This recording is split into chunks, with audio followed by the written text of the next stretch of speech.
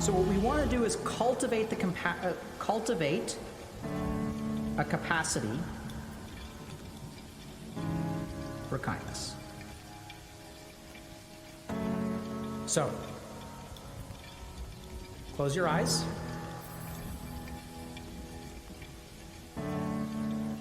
Take a few moments to breathe in and breathe out.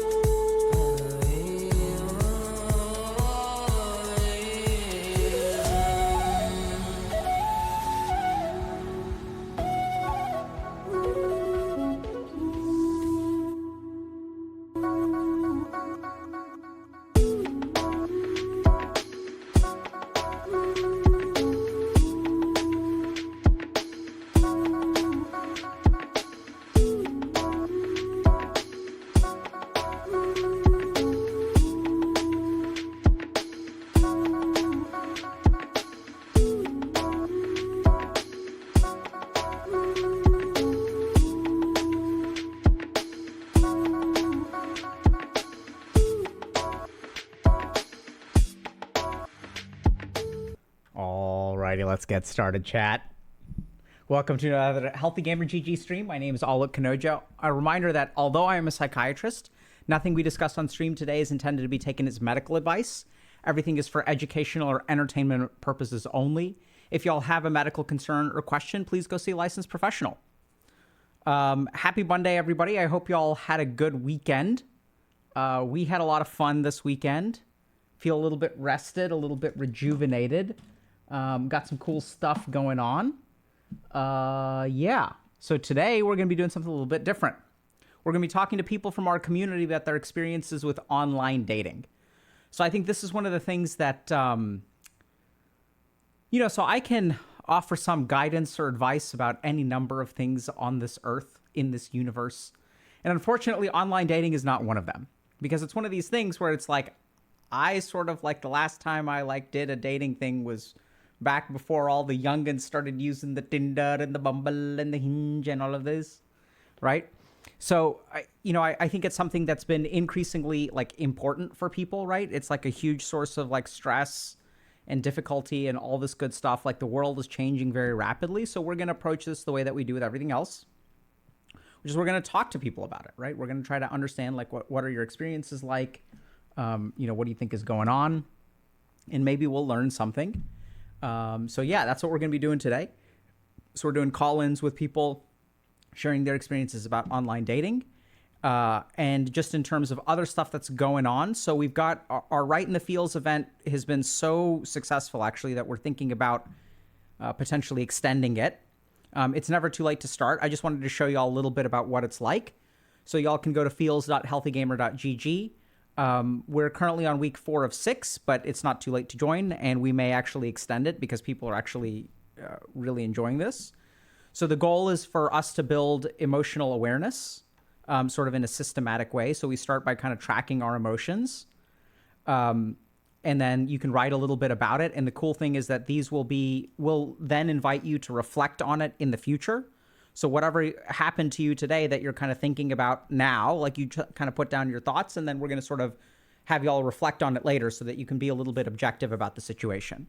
We're also ranking intensity, and then there's a body map that you can actually log, which we'll sort of get to later in terms of what the significance of that is. There's some really interesting research about, so scientists actually mapped 100 emotions onto the body in terms of various intensity. So a 5 out of 10 here, a 7 out of 10 here, and a 2 out of 10 in the stomach. That's one emotion. So it's really interesting because emotions are very physical. And once you track something, you can reflect on it. We'll have various live events as part of the Right in the Fields event. So you can learn about sadness or emotional wellness or things like that. We can try to do empathy labs. So here's like an example of an anonymized entry. So this is from another user and it's not moderated. Okay. So today was a busy day. There's a lot of things that are stressing me out right now. My main stresses include my family, university, and health. I don't know what to deal with first or ignore the most. Wow, that's so good. Which one do I ignore the most? Brilliant, right? Describes so much about life. I'm trying my best to also relax from time to time, yet it's not working out as well as I planned. Relaxed time turns into more stress and more workload. This is so good, right? So this is like such a good capture. Like the more that we've got to do, if we relax, we feel guilty about relaxing and it just stresses us out anyway. I'm really tired of my life. My brain seems to be coping well mentally, but inside I feel drained. I wonder how good I am actually feeling if I'm trying to manage everything while feeling overwhelmed, right? And so then we get to guess what they're feeling. So maybe they're feeling, oh, it looks like, let's do, I don't see frustrated, so let's do, oh, here we go. Frustrated. Oh, see, like this is how we're going to learn about emotional awareness. Like this is how we gain emotional depth, right? So like there's all kinds of reasons we feel angry. Do we feel bitter? Do we feel humiliated? Do we feel let down? Or is these disappointed expectations? Maybe this person is feeling critical. They're feeling dismissive of themselves, right? They were actually feeling overwhelmed. Okay, I don't know where overwhelmed was. I imagine they were feeling that too. And then there's also an alexithymia quiz. So y'all can kind of check this out. So check out the event if it's kind of your cup of tea. If you want to learn a little bit more about emotional awareness, I'm kind of going bad, stressed. Okay, so that's where it was. It's a green one. Okay. So anyway, it's a lot of fun, and I think people are actually like really enjoying it, and they're actually learning something from it. So that's like a win-win for us. So check it out. It's never too late. All right.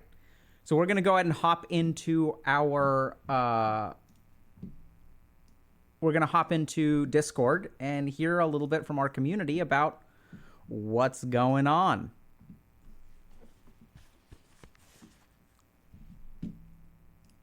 Yes, I'm ready. I was born ready. Hello.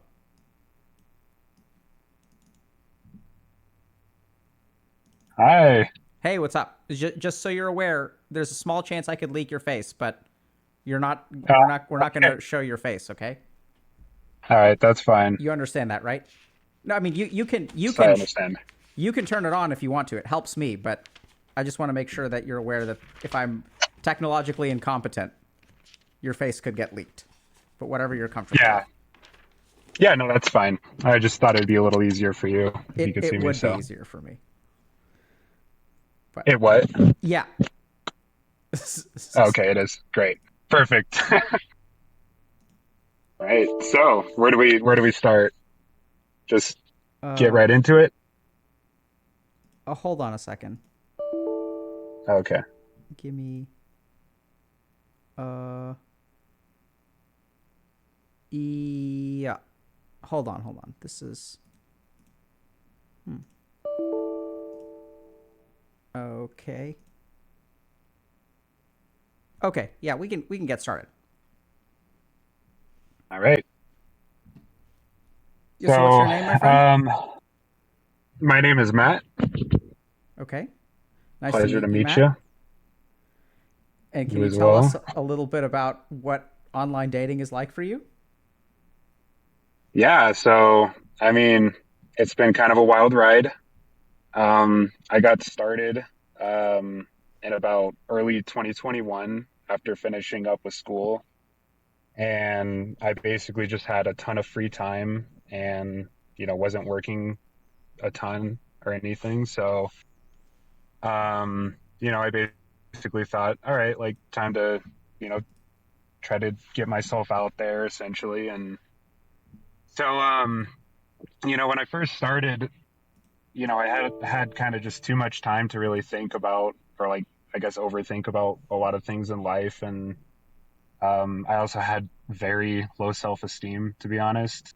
And so, and well, I don't know, I don't want to get like too into that, but um, So yeah, I don't know. I just kind of spent 6 months going from like one dating app to the next, trying different things. And, you know, how it kind of started going though is, I would really try to kind of craft these like perfect messages, like these perfect openers, which is always a very big struggle with dating apps, is like trying to figure out how you want to present yourself at first. But, for me, yeah, I was very much overthinking it.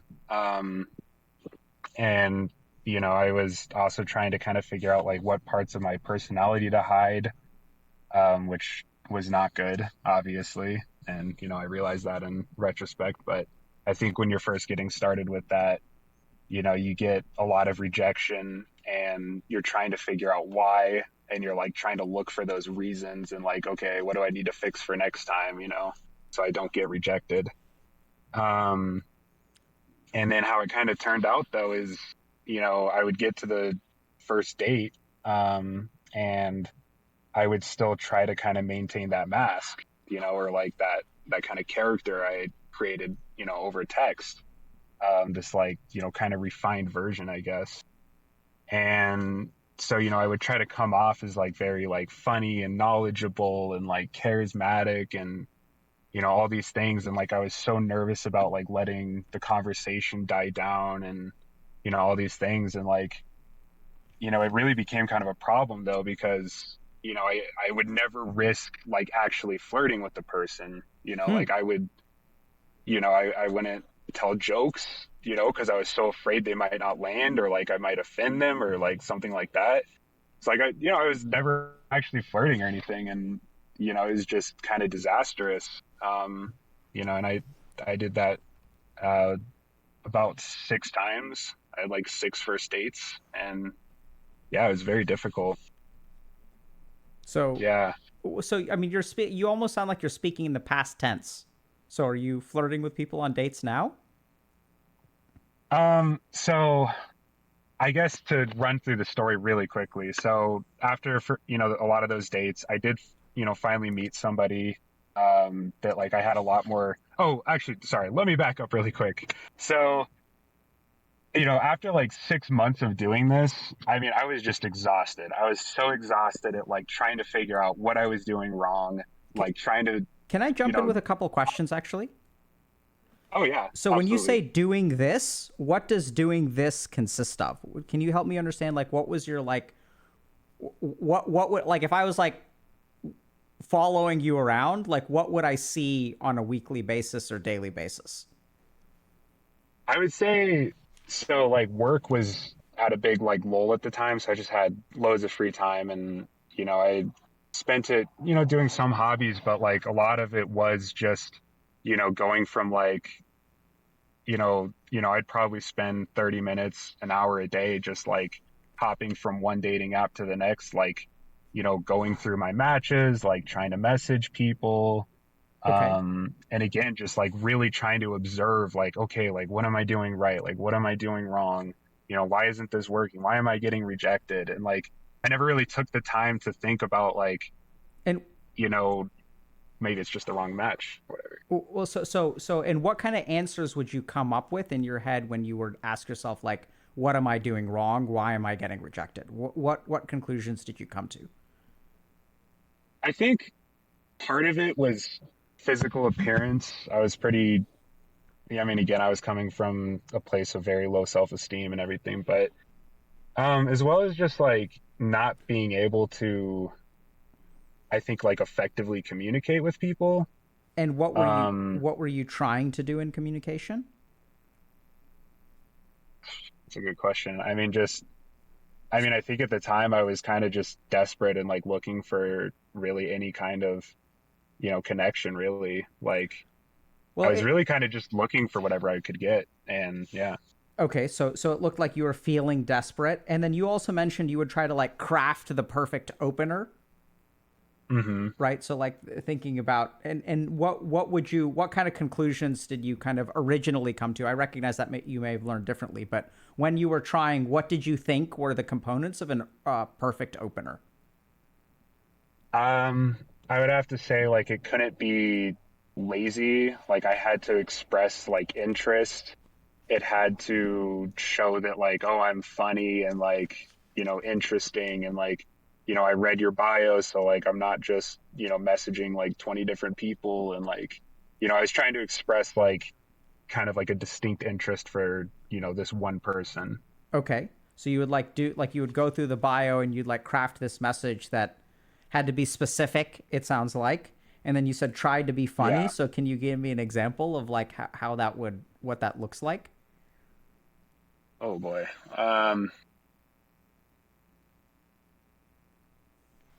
That's a good. Okay, I if don't not, know that's if I okay. can actually. Yeah, that's totally Yeah. fine. I mean, I realized that this was going on for months for like half an hour a day, but so Yeah. trying to be funny, which almost never works. Right. You can Yeah. be funny or not be funny, but trying almost never works. And so then I'm Yeah. sorry, I interrupted you. You were sort of, and then you also mentioned that you went on 6 first dates. Can you tell us a little bit about what those were like? I mean, yeah. I mean, it was, obviously very nerve-wracking because you're just meeting this totally random person that you know, you've never been in a room with them. So it's like you very much have like their kind of online version, that you've been communicating with so far. So, oftentimes you get to the, like wherever you guys are meeting or, wherever I'm meeting and, you see them and you're like, oh, well, they're a bit different than I was expecting, but like, that could be a good or bad thing. Um, and yeah, I mean, half the time it really just kind of fell apart, to be honest. What does falling apart look like? Like just I mean, like right now, I feel like I'm kind of stumbling through this conversation, and it's like that to like, a higher degree, like even, significantly worse. So just a lot of stumbling, again, like just no flirting, like whatsoever, like no actual flirting, like just playing everything like super, super, super safe, you know, like that kind of thing, if that makes sense. It And sort of makes sense. I didn't get the impression you were stumbling through this conversation though. I oh, thought you've really? given me I good appreciate answers to that. every question that I've asked except for one, which is can you give me an example of an opening statement? Which like I totally understand. Like you haven't memorized them, right? From like 6 months ago. So I think it's a reasonable thing to not Yeah. be able to come up with. Yeah, I exactly. I have no idea what I was saying back then, but Yeah. yeah, no, it Which makes was, sense. it was a lot of stumbling and just playing things like too safe and trying to put off like trying to maintain this mask in like such a nerve-wracking situation that like I just couldn't and like I don't know. I Can you mean, I guess it's possible maybe they didn't see it that way, but Can you tell me a little bit yeah. about this? Is very enlightening for me, Matt. So first of all, I want to say thank you. Oh, I recognize that you mentioned yourself. Like this is pure gold from my standpoint.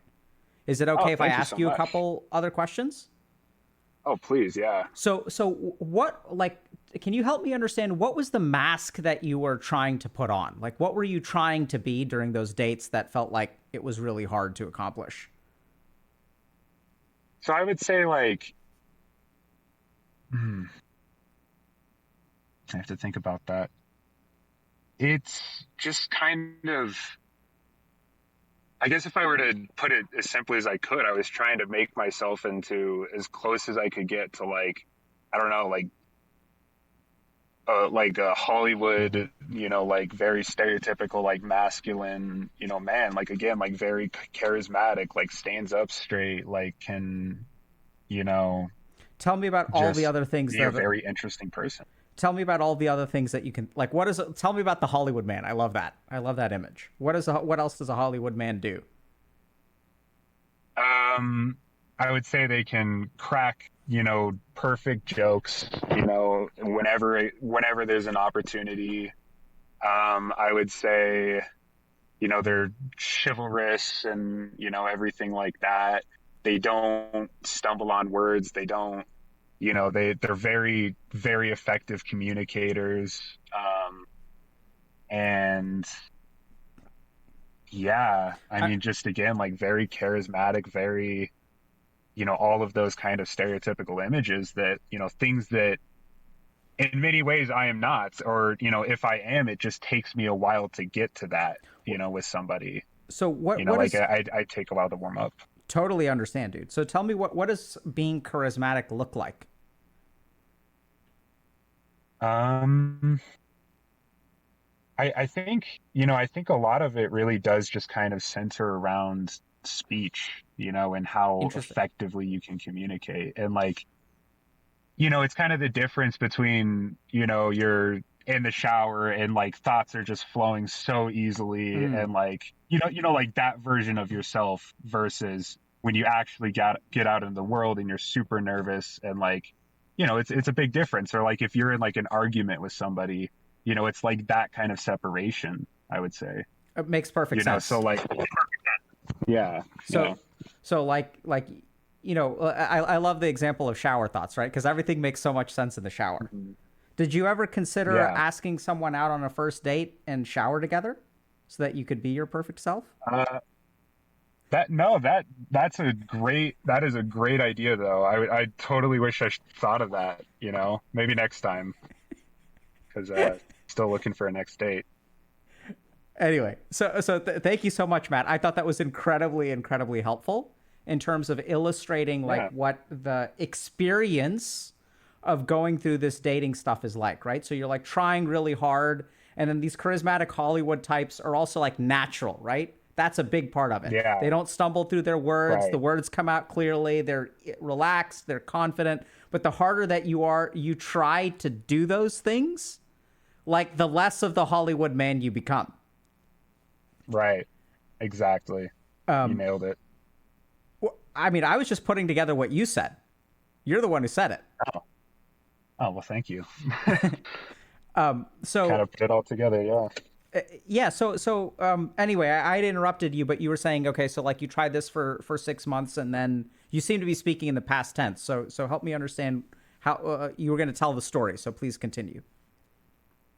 Yeah, so, after doing that for about 6 months, I was just absolutely exhausted. It's very emotionally kind of draining to do this and continually get rejected and then be like and then kind of beat yourself up. You're like, oh my God, like I wasn't the Hollywood man this time. Like I need to do it next time. And like after a while, like you just can't keep doing it.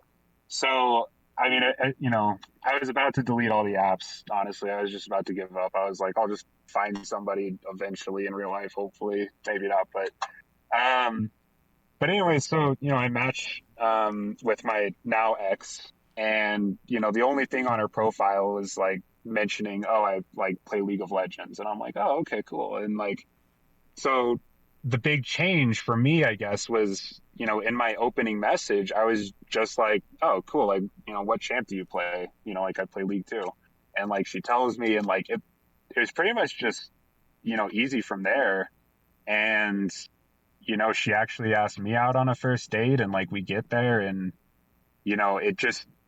it's like I finally found somebody that I could communicate easily with, you know, and the whole conversation went great. I remember coming home and like texting a friend. I'm like, I don't know if we're going to end up dating, but like we're definitely going to be like lifelong friends, Hmm. so it was, it was amazing. But okay, so I don't want to kind of diverge from the kind of main topics too much, but essentially, we had to break it off for reasons neither of us really wanted. Like probably 5 months ago now.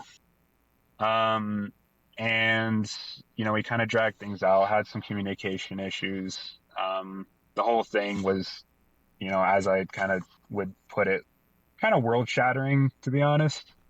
Like I really had kind of a big breakdown of um, I would have to say like my personality, to be honest, like I really kind of lost track of like who I am and the things I find important and the word I don't know the exact definition or anything, but the word codependency does come to mind, and like I do think there were some issues with how I think I was using her to cope with a lot of my own kind of Hmm. life problems and like as a distraction. And I guess I should say that too. Like, I think as a whole, a lot of this online dating, in my experience, was a distraction from actually getting my life together. Wow. So once, yeah, so once we kind of broke up, I was kind of plunged back into it and, kind of left scrambling. And like, I didn't really feel like I had people to, go to, you know, enough, even though that wasn't true. I have a great friend group, but, you know, I felt very alone. Sure. I didn't have that person I could just text in the middle of the night saying, like, hey, I'm feeling kind of depressed. And, she would like talk to me about it. So, but yeah. And then, now I'm kind of at a place where I am back to online dating, but, I've far reduced the number of apps I'm using. I've realized that it's good to just kind of slow burn in my experience. Okay. Um, like not put too much attention to it. And, I've also realized it's best to, not force connections, to not take things too personally, to be too impatient, to dump all my heart into it, like just pour my heart into, this one thing that I want. And also just having like kind of an appreciation for, just forming general connections with women. Like it doesn't need to be like, oh, we're, looking to get married and like there's all the pressure of that. Like sometimes it's best to just kind of be like, hey, like what's up? Like you want to chat for a while? Like what are you interested in? Like just take it very slow, casual and easy and yeah, and just kind of appreciate that, sometimes it just leads into a friendship. Maybe it just leads into like a nice little, 2 week conversation with somebody that you would have never met before. And, like you can kind of just go your separate ways, eventually. So Wow. So yeah. I'm hearing that you're really learning to just appreciate even the person for who they are, and like even if it doesn't end up in a date, like you can still have some. This is the first time I've ever heard this, so it's kind of blowing my mind. Mm, That you could talk to someone on the internet on a dating app, and then that conversation in and of itself can have value and also be like sufficient, right? exactly. That's Exactly. wild. And you, 'Cause- yeah. and but I mean, And yeah, you can just appreciate that. but it sounds like you're not like trying to optimize everything. Exactly. Yeah. So like now, I feel like, my bio, like my dating bio is just very, it feels a lot more like myself. Like I'm not trying to do the Hollywood man thing anymore. Like I'm just kind of like, yeah, like I like 3D printing and I like movies and I like cooking and, just like I wouldn't have put like 3D printing on there before because I would have been like, oh man, girls find that too nerdy, stuff like that. But it's like, then you're cutting off, those connections with, maybe there's a girl out there that does like 3D printing, and And how awesome would that yeah, be? so exactly. No, exactly. So Matt, So let me ask you kind of a tough question. So do you have a sense though whether sure. like this is actually like, do you think is this working better though than being like paranoid and trying to be something perfect and like crafting these like opening lines? Yeah. First of all, I think it's a lot better for my mental health. Like Okay. far, far better. But I also think that it just has a higher chance of finding meaningful connections. And I would say I have found it to work better. Like, I've been back on dating apps for, a couple months now after the breakup and like I haven't been on any like actual first dates. Like I have met a friend I made, but like I haven't been on any first dates, but like I'm very kind of okay with that right now. Like I think if I continued to put off that image, that Hollywood man thing, like I could have probably found more first dates, but I don't think they would have led anywhere. So it's like, what's the point? That's so interesting. It makes me really wonder about, everyone like if the end point they're looking for is like going on the first date, which actually I wonder if that sets them up for failure in terms of building a relationship. I think so. I definitely think so. Interesting. So it may be that there's a strategy that has fewer dates, but more relationships, or more dates and potentially fewer relationships. Yeah, I think so. And I think a lot of it is just how much you and oh my God, let me tell you too. I remember hearing people say like, oh, just be yourself, when I was first starting to date. And like that's such difficult advice to really, I guess, break down because it is true. And like once you kind of learn that and like have been through it and kind of understand truly what that is and like what that means, then it's like, oh yeah, like I can do that now. But hearing that early on is very difficult. But So yeah, what would you say is hard? Why is that advice hard to implement? Like, what have you learned now that was kind of hard to do before? I would have to say it's again, it really is just what kind of connections are you looking for? And like realizing also that, you can't maintain like, at least in, my experience, I couldn't maintain that mask, Mm. in such a high pressure situation. And like, even if I could, that would be really, that's bad. Like you're being dishonest, to the other person about who you are and things. So, I don't know. It to me it feels very much like something you just kind of have to get out there and experience it and kind of go through some trial and error, and eventually I think kind of the natural conclusion is that, but it's hard to reach until you've been through a lot of those experiences, you Okay, know. of course. So I think there's a lot that you've kind of learned. Can I did you share kind of what you were thinking about sharing today? Were there particular things that we didn't really talk about that you wanted to talk about?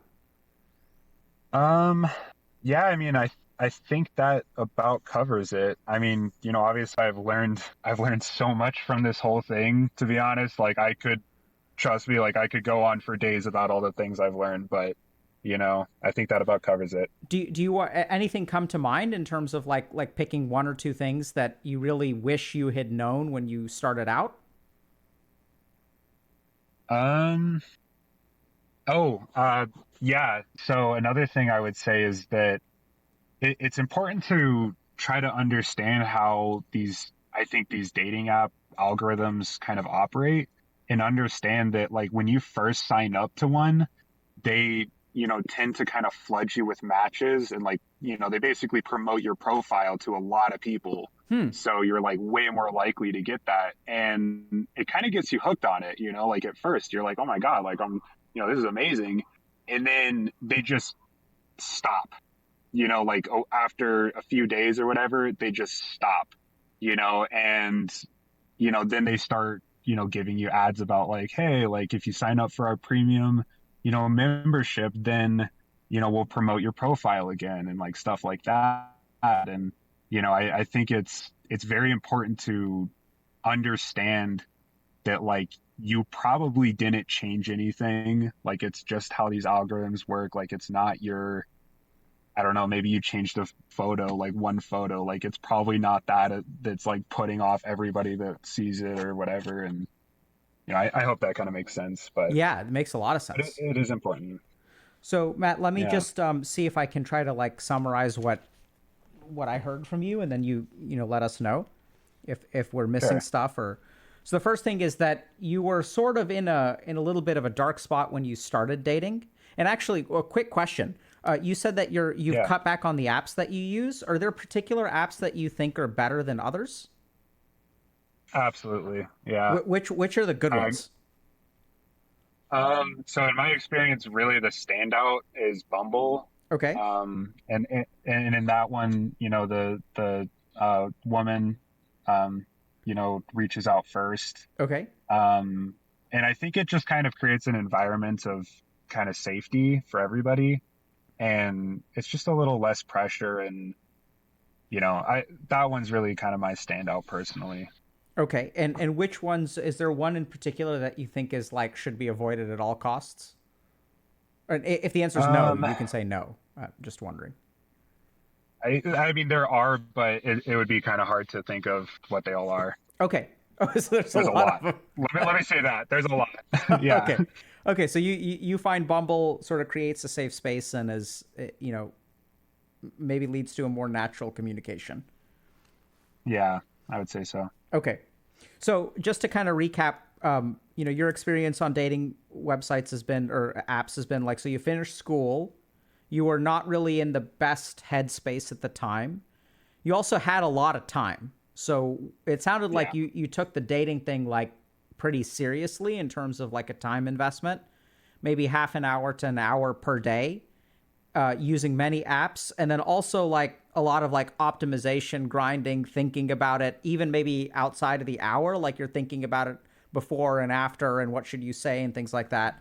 And so it was almost like you were trying to figure out, okay, this is a puzzle that needs to be solved, and if I spend enough time at it, and if I spend enough, like it's like a numbers game, and I gotta grind and like optimize, and if I can, say something that is specific about their profile, is funny, and if I sort of try to like, I'm going to try to figure out how to live up to this Hollywood man kind of idea. And so Yeah. you spent a lot of energy into that. You were trying to, as you put it, stand up straight, right? And Yeah. crack the perfect joke at the right opportunity, to be like kind of chivalrous, but like maybe not too chivalrous. Like you don't want to be a nice guy, right? You're never like Yeah. Yeah. stumbling. You're a bit risque. You're like charismatic. Like Mhm. people notice when you walk in the room. They notice when you open your mouth. Like people are kind of looking at you and like appreciating you and respecting you and all that kind of good stuff. But in trying to do all of that, it was incredibly nerve-wracking, incredibly like cognitively intense.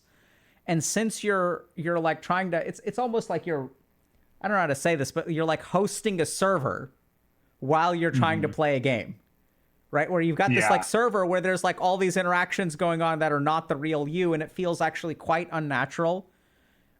Conversations become very, very forced. You're kind of stumbling a lot of like first dates because maybe you were like, oh, look at me, I'm so handsome. But then Hmm. when you show up, you end up kind of disappointing. And then that leads to like this Yeah. sense of like, oh my God, like I'm a loser. I can't do it. I have to be more like Chad like, and I can't be Chad like. I'm Matt, unfortunately. And Hmm. and then you ended up, it sounds like what I can't believe I'm gonna say this. But what really turned things around for you is matching with a girl who plays LOL. Yeah. And, Yeah. and then And when just at the right time too, when I've just kind of all but given up. Yep. And so along came this girl who plays League of Legends and allowed you to be a little bit more natural, allowed you to like, shut down that server that you're hosting and really focus on playing the game.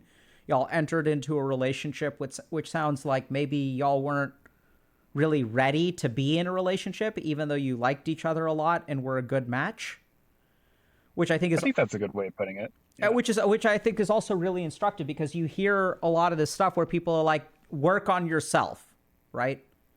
And then people get Hmm. really confused because they're like, okay, if I work on myself, like how am I going to meet people?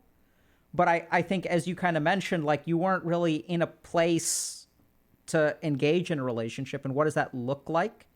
I think sometimes that can look like using your partner to fit particular needs that you have that are not really relationship needs. So if I'm Yeah. lonely and the only person I have in my life is my partner, like is that a certain antidote to loneliness? Sure. But they can't be my entire social circle, because if I make them my entire social circle, it'll be smothering. Right. And so it sounds like y'all were just, you look like you're about to say something. You want to chime in? Oh no, I was just saying. Yeah, no, I think you're nailing it. Honestly. Yeah, and It, go ahead. a lot of these realizations, did come, afterwards as well. I will kind of add. Yeah, of course. And so it sounds like y'all were really a little bit codependent, and maybe both of y'all were neglecting other parts of your life. And I think, unfortunately, you can have the perfect match, but when people say love conquers all, like it's sort of, but a love or a relationship, I don't think can be a substitute for other parts of your life not going well. And so Yeah. it sounds like y'all sort of amicably broke up. Yeah. Yeah. I think we kind of realized, it was more detrimental to the things we needed to get done in life, and taking care of ourselves, and yeah, had How to break it off, unfortunately. how very mature of you, Matt. Oh, thank you. Yeah, Um, and so it's then difficult. now what you've kind of learned is that, so first of all, it sounds like you're aware that you are worthy of love. Yes, or still no? I'm getting there. I'm getting there. Nice, honest answer, man. Yeah. Yeah. I think that's actually really healthy, right? So like what I'm hearing is that some of the self-esteem issues, some of the concerns still linger. But now, first of all, like I love kind of where you are now. So you're focusing on particular apps as opposed to others. You're focusing on a slow burn, as you put it, to not be impatient and also to like not take things personally, which I think is huge, which is that, if someone doesn't respond to you in a day or two, it doesn't mean that there's something wrong with you. Because when you're trying to optimize, you're like, oh my God, what if I said something else? Could I control this person's behavior? Could I elicit more responses by changing the way that I communicate with them? And really just appreciating the people for who they are. And like even if things don't turn into a date, like that's okay. And better to sort of have an honest conversation where you kind of don't waste your time on dating. And that's really wild. Like, because it's really, it really sounds wild. Yeah. But I mean, it Yeah, sounds like absolutely. you're also taking care of the other stuff in your life that really needs to be taken care of. Yeah, definitely. After very luckily I got into therapy like right as we were about to break up. So, I and it's funny too because I started therapy thinking, really I think kind of a big reason for it was to handle the breakup. But, as it turns out, I wasn't ready for a lot of other things in my life. Like I, had a lot of other things to work on and yeah, Awesome, dude. Well, listen, Matt, I'm really optimistic for you. Like, thank you. it sounds like you're approaching this in a really like healthy way. Like you've come away with some like good lessons, and you're kind of working on yourself and really being a little bit more honest with the internet about who you are. And also through the work that you're doing, offering up like a better version of Matt because you tried Yeah. the scuffed version, and you need a little bit of polish, and like that's okay. I think that that's not doesn't mean that you're, like I think like working on your esteem in a very like reasonable and healthy way. Yeah. Yeah. Yeah, I Any appreciate all that. Yeah, I mean I appreciate I mean I thought you did such a good job of sharing your journey with us. Thank you. Any last Really thoughts appreciate or it. questions? I don't really have. I thought you I were think actually that's very. about it. Huh?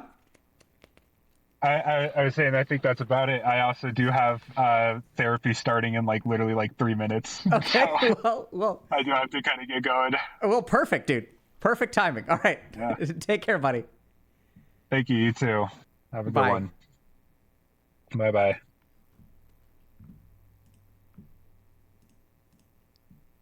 Yeah, it looks like they've got therapy starting in a couple minutes. That's wild. Okay, let's move on.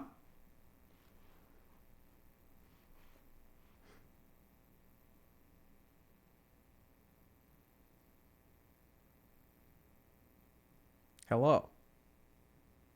Hello. Hello. Okay, let me just close the stream real quick. There it is. There we go. What's your name, my friend? My name is Carlos. And can you tell us a little bit, Carlos, about what online dating has been like for you? It's not been great, honestly. So for context, I'm in my early 30s, and Okay. I've never been in any kind of romantic relationship. And I think I've been getting on and off online dating for like since Tinder was around, maybe the first years.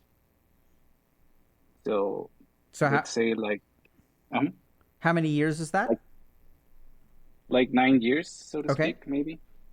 Yeah. Okay. And And I did tried a few and dating did apps like did you say you haven't been in a relationship?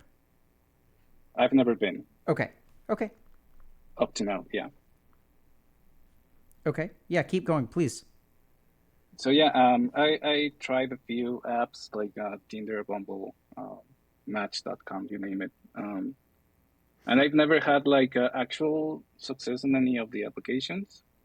But I think when things started getting maybe like complicated, I started developing an unhealthy relationship with the application was probably in the last 4 years when I got on this cycle in which I felt lonely, downloaded Tinder, um, tried to do some swipes and without a lot of success. And after that, it eventually gets to me, this feeling of inadequacy that I won't ever be able to make things work. So I get very depressed, to say a word, and I get off the application. And I stay off the application for a few months, and then uh, the loneliness or boredom kind of kicks in again, and I get on the applications again, and the cycle repeats. And that probably lasted for about 3, 4 years. And interestingly enough, what broke the cycle was when I actually made a connection with a girl, and she was very much into me, and she pushed really hard to make things work, and that made me panic a little bit, and I ended up like pushing her away. Um, so that kind of made me realize that I was probably not ready for a relationship on one hand, and on the other that I was using these applications to kind of reinforce this idea that I was not good enough for a relationship, so to speak. Hmm. So that's I kind of realized this, and I decided not to go again on the applications. I've been, I think, off them for like a year after this interaction. And I recently deleted my profiles maybe a couple weeks ago because I kind of got it in a relationship. So I didn't want those profiles to cause any issues, so I deleted them. Wait, so Um, you this was not the person that you pushed away? no, she was not. And that experience made me feel bad because this girl was very clear with what she wanted, and she was very assertive, and she gave a lot from her to make things work. And I wasn't able to like open up to her and tell her that I wasn't really that much into it. So at some point, she told me like the things were not working for her, that she wanted to break it up, so to speak. So Um, wait, so I'm a uh, little bit confused. So it sounded like after you went off, oh sorry, you started dating someone and then you uninstalled the apps, yeah, that was recently. and are you still dating that person? I don't know. Okay. It's rough at the moment. Yeah. It's rough at the moment. But is that someone that you met on the apps? No, no.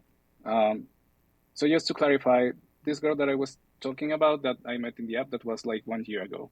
Yeah, right. So that because it seems like two different people. So I'm just trying to Yeah, yeah, yeah. it's two different people. And the girl that I was dating actually was a friend of mine, and we've been friends for like 15 years. Oh boy. Yeah, But it and sounds like it's kind of complicated. it's complicated. Yeah, there's too many layers to it. Okay. So can I was there something else that you like or did you want to say more, Carlos? I think that sums up like my experience with dating apps. Sure. Can I ask some questions? Of course. Okay. So it sounds like you started with Tinder early. Like Oh yeah. back before it was cool. But it's Uh, yeah. when it was cool, let's say, like the media was talking about it, and it seemed like a easy way to try to solve this problem, right? This loneliness that I had. But what ended up happening is that this Tinder became like a more of a hookup app. So people were it's very superficial, I think. So people are not many times or looking for a committed relationship. Yep. I'm looking for something more real. So when Tinder became this thing on which people are just looking for something very superficial, I think it never worked for me. It hasn't worked for me. I see. And so for the first 5 years that you were using Tinder, you mentioned that like later it got kind of like into this toxic cycle. But for the first 5 years, what was your experience like? Um, it wasn't really remarkable. Basically, I just made the profile. I read all of the tips that they gave you. So you were talking before these opening lines and profiles and all that stuff. I read it. I tried to do it, but I didn't also want to put too much effort into it um, because I also don't like to present myself as someone that I'm not. Okay. So if I'm going to meet someone, I expect that person to like me for who I am and not because not for something that I'm not. And So that mhm. in the first few years, I mean, were you dating people on the app and things didn't work out, or what was your, or were you not like? Because I think there's like matching, and then you'll talk to people online, and then sometimes you'll go on dates. Sometimes they'll turn into hookups. Sometimes they'll turn into relationships. What Right. was your experience like for the first few years? I've never gone into a date with anyone from online dating, basically.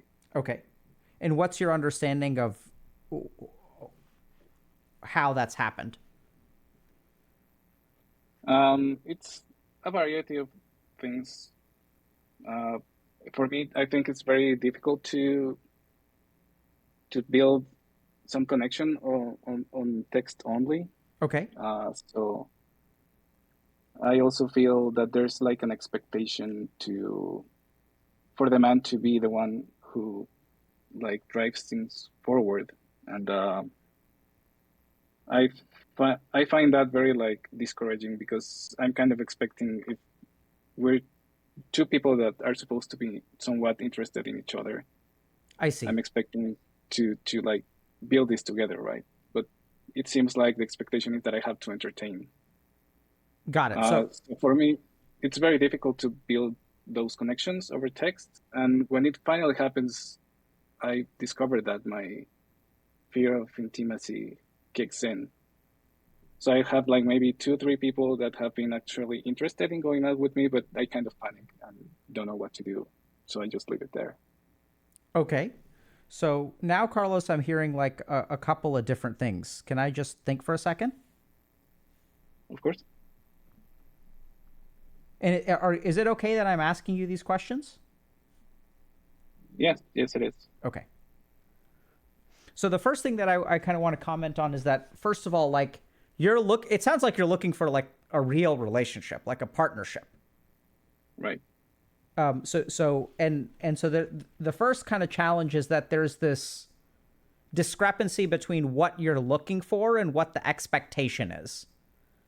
So the expectation sounds Mhm. like that the man leads, and what you're really looking for is like a partnership where like both people are interested in each other and both people drive the conversation forward. Right. And so if someone is expecting you to take the lead, it sounds like you don't really play that game very well. That's right. Hmm. And it feels somewhat inauthentic or unfair to you. Yeah, it does. Does it feel both of those things or one more than the other or what?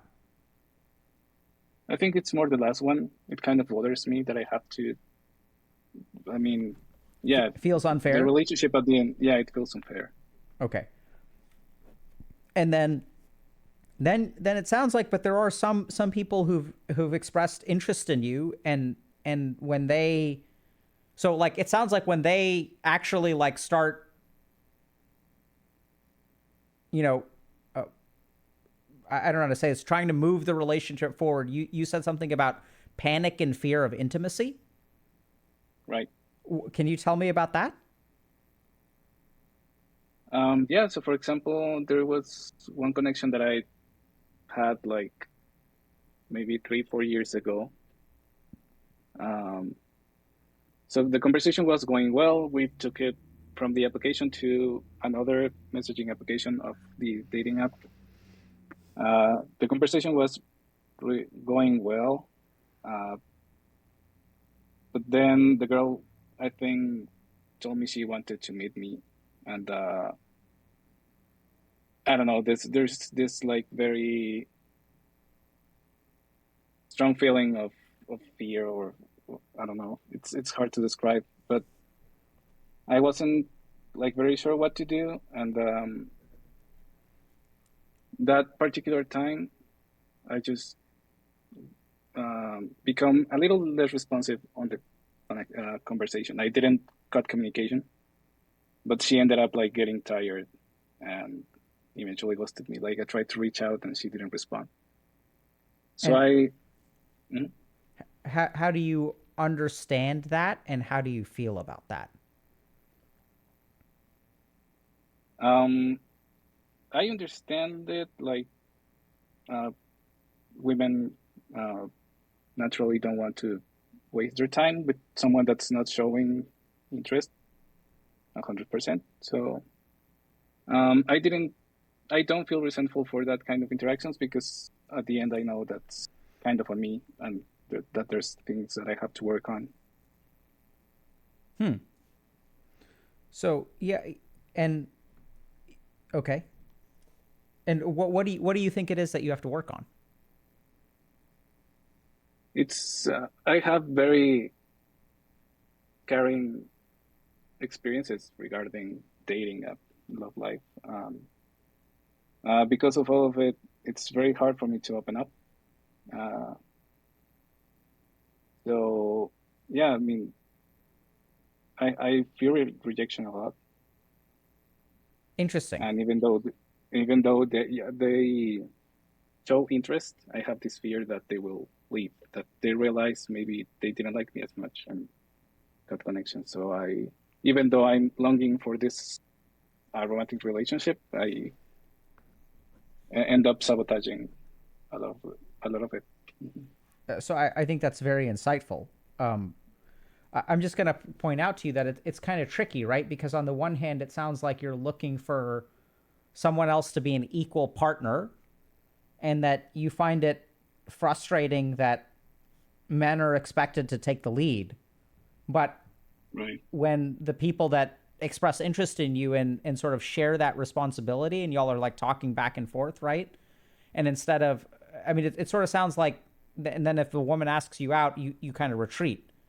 So it's like, on the one hand, if you're taking the lead, that's sort of unfair. But on the other hand, if they're taking the lead or even share the lead with you, it sounds like it kind of triggers this panic response. right. That sounds tough, dude. It has been really tough. Yeah, Because it's sort of like when they give you what you want, you kind of pull away. yeah. How do you understand that? Or what do you think about that? I think I'm still processing it, and the relationship that I was kind of in recently kind helped me understand a lot of it and work through many things, right? So what happened was this friend of mine of many years pretty much told me she had a crush on me. And initially, my first reaction was to push away again, right? I wanted to run from it. Um, but then I calmed down. I thought about it, and I'm like, okay, I think I like this friend too. So I told her I like her back, and up until some point, it had been a very nice experience because I was able to fight those fears and overcome many of it. Um, because I think the key point here is that I really like this person, and I trust her that she wouldn't hurt me. So I think that's a big component. Hmm. Like that, I don't know if I can trust that the other person won't hurt me. I guess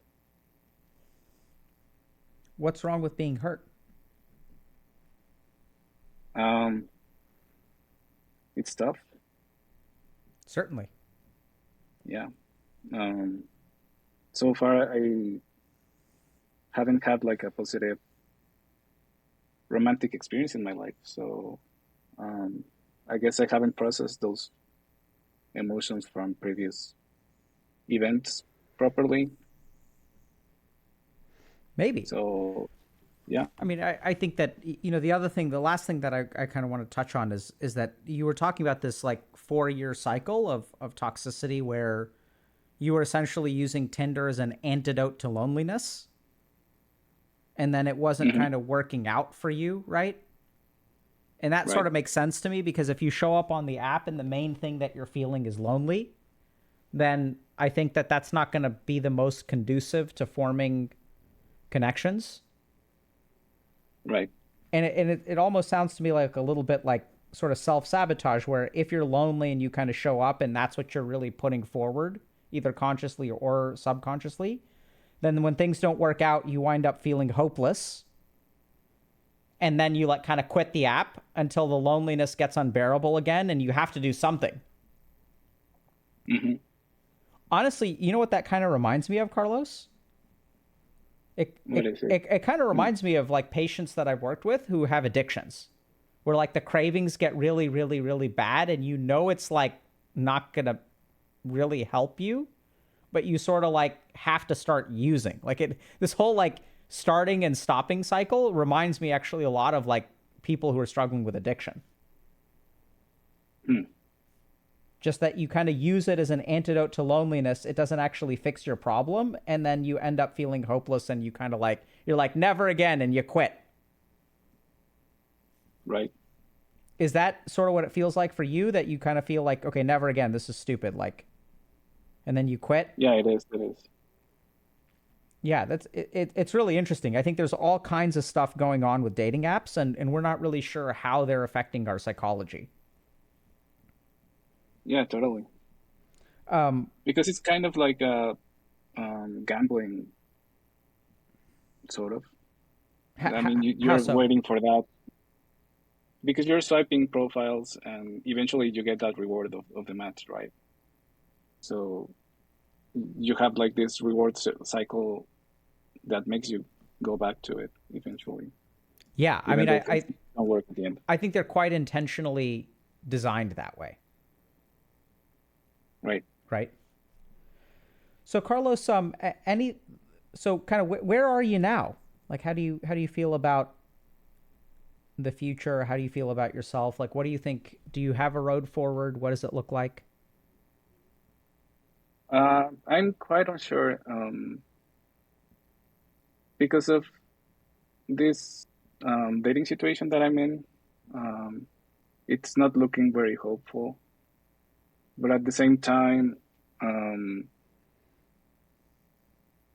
this made me work a lot of my on myself. I think this last experience, so I'm feeling a bit more hopeful of the future in general. I'm just not so sure about my current situation. And do you mind if I ask what makes you not very hopeful about the current situation? You don't have to say it if you don't want to. I'm just kind of curious. It's complicated. Let's say the person that I was starting a relationship with, it's dealing with a lot. She's had a very rough year. I see. So I think she's not in a very, even though she started uh, all this process, I think she's not currently on a good state of mind. Okay. So it's probably not a good time to start a relationship, I guess. I see. Okay. So I'm just it's hoping, not necessarily the person. It's more that like the current situation that y'all are in or not is not really conducive to a relationship. I think so, yeah. Makes a lot of sense. Yeah, man, that sounds rough. I mean, I think the one thing that I would kind of share with you is I don't know if you're kind of working on yourself in some ways. So it sounds like this relationship has helped you sort of dig into the fear of intimacy and connection and rejection. But it sounds like you need to continue to do some personal work to really help yourself be in a good headspace to make things happen on the romantic front. Right. Yeah, I've been going to therapy for a few years, but um, and I've been talking about this sort of relationship with my therapist, and she told me like didn't want to touch on the topic because she knew that it was kind of painful for me. So we've been focusing more on like professional stuff. So I think it's a good opportunity to get back to it, I guess. Yeah, I mean, the therapist didn't want to talk about it because it would hurt you. She knew that it was a sensitive topic, and I wasn't really focusing on it. So we were um, working on other aspects of my life. B- Based on your therapist's direction or yours? Mine. Okay, Yeah, that makes a lot of sense.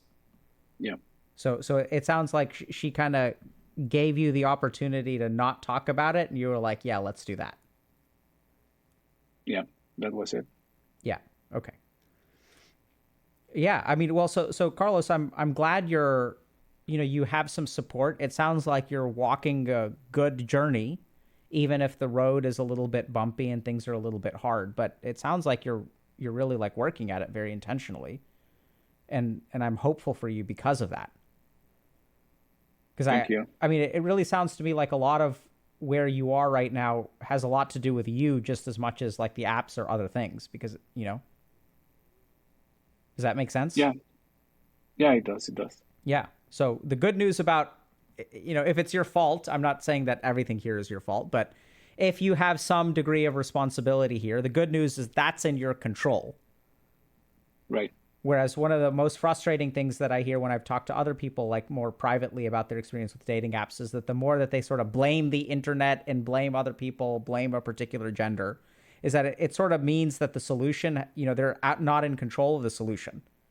Whereas the more responsibility you accept, that is actually something that's within your power to change, and so can actually be like quite empowering. Yes, that's right. Cool. Any other thoughts or questions before we wrap up? No, I think that that will be a good point to stop it. Yeah. So thank you so much for sharing, Carlos. And I especially thought it was very like eye opening about even in situations where people were like kind of pushing to form a connection, that you sort of had this instinctive response. And I imagine that a lot of people are actually like that. The problem is we don't talk about it. That Right. sometimes even the exact thing that you want from a dating app is the thing that causes you to panic the most. And then that Hmm. in turn leads to a lot of like shame and self-judgment because you're like, "Oh, I wanted this and then I screwed it up." Right. So Like, thank why you very cannot much for cannot? vocalizing those feelings in that experience. Thank you. Take care, man.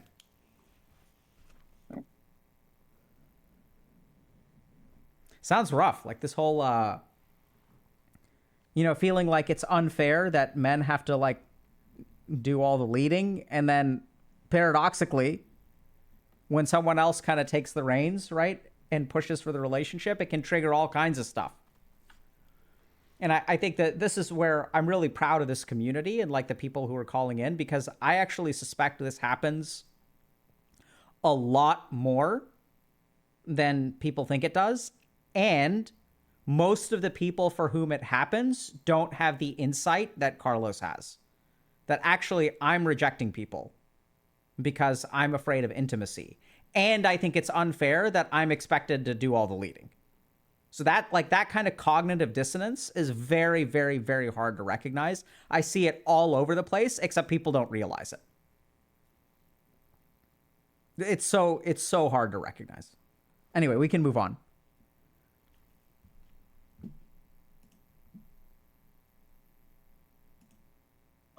Hello, can you hear me? Hello. Yes, I can hear you. Yeah, unfortunately, my video camera is like not working right now. So Totally yeah, fine. okay. What do you go by, my friend? Um, can you call me like Flo? Like Flo is my nickname actually. Absolutely. It's Flo, right? Yeah, Okay. Yeah, I'd love to call you Flo. So thank you. what's been your experience with online dating, Flo? Um, yeah. So my experience was, I guess to summarize it, was like I had some like decent success, but like overall, I guess at the same time, like even the success kind of make me feel a bit cynical overall. Um, the reason I said that was um, because initially when I started using the dating app, I sort of like follow like some specific formula, um, and like I kind of sort of like got quite a few matches and like went on dates and stuff, and potentially two long-term relationship from that. Hmm. But I guess it was like a few years ago where I started to be more of myself with the mechanic. And but I don't know, because of that I got more like flaky. I don't know, something like that, like Huh. being ghosted, something like that. And so I was sort of like feeling cynical in the sense that like being myself isn't really an option. Okay. Um, so yeah, that's the summary of it basically. Wow, that sounds first of all really interesting, but also like really rough because it sounds like you sort of figured out the formula, right? And you Yeah. figured out how to get into dates and potentially even to real relationships if you're kind of being fake. And Well, then there was a bit more interesting nuances like those two long-term relationship. Well, I said long-term, but I'm not really sure if it's qualified as long-term because it's like 3 to 4 months. And I know that sounds funny because like that's literally the longest I ever been in a relationship. Like I mean like quote okay. unquote long-term. Well, I mean, it sounds Yeah. like a So relationship, right? 3 or 4 months. yeah, something like. But the nuances was because um, those two was more like I was being myself. I'm not sure, like something like that. But You yeah. were being yourself. Yeah, I know. Like I know, I kind of sound like contradicting myself right now. Is how should I put it? Um, like I got a couple of like because I started off like very like Well, I'm confident in myself. well, Basically, I don't believe like. Flo, Sorry. Yeah. let me? I'm not worried at all about you contradicting yourself. That's where the Yeah. nuance is, and I think that's where, that's where the real learning is. I don't consider it a problem if Yeah. you make two statements that are contradictory. In fact, I think Yeah. as we explore that, exactly kind of like what you're doing, that's where we're really going to find the money. But can I Yeah. kind of go back and ask a couple questions? Sure. So you said that you sort of figured out a formula that seemed to work. Can you clue us in on the secret formula that gets you dates Well, on dating apps? yeah, I was getting good angles, doing interesting stuff. What do you Um, mean by good angles? well, just better lighting, better So poses, those pictures sort of of stuff. pictures of you. Yeah, like more complimentary of my looks, basically. I see. Okay. Dressing better, all that stuff. Yeah. And are you you identify as a man Oh yeah, yeah, and you're interested in women? yeah. And would you say you're a good-looking guy, Flo? No, no, I don't think so. Like I'm quite average looking. Okay, so you're quite average, but you figured out how to take pictures with good lighting and good angles to really like optimize, you know. Yeah. And so you talked about angles, and then so what else did you sort of figure out helps? Well, I don't know. Like this gonna make me sound obnoxious, but like I have six packs. I mean, like I look very good, like physically. So I kind of capitalize on that, I suppose. So you said you have a six pack? I mean, yeah, just basically like shirtless pictures and like I see. Okay, so something. shirtless pictures, and it sounds like you're a swolger, like you exercise. Well, yeah, something like that. Okay, and and so, but you consider yourself average looking, I mean, yeah, like face wise. face wise. Okay, so it sounds and let me know, Flo, if I overstep. Okay, because I'm gonna. Is it okay if I like meme with you a little bit, or you want me to stay serious? I mean, I'm fine with it. Okay. I'm okay with it. Well, can I trust you to let me know if I say something that's out of line? Yeah, sure. Okay. So basically, you're taking pictures of stuff besides your face. No, no, no. That's definitely not what I I know, was. I was joking. No, but that was funny. But yeah, yeah, Okay. All right. So it sounds like you're in good shape and you yeah. learned how to take good pictures. What else is part of the formula? I mean, I was just being more playful in general. What does Like that my mean? bio, well, like it sounds cringy, but well, I mean, Well, I mean, it's clearly cringy, it's but I not, enjoy right? it. Because it worked. Oh yeah, it's I don't know.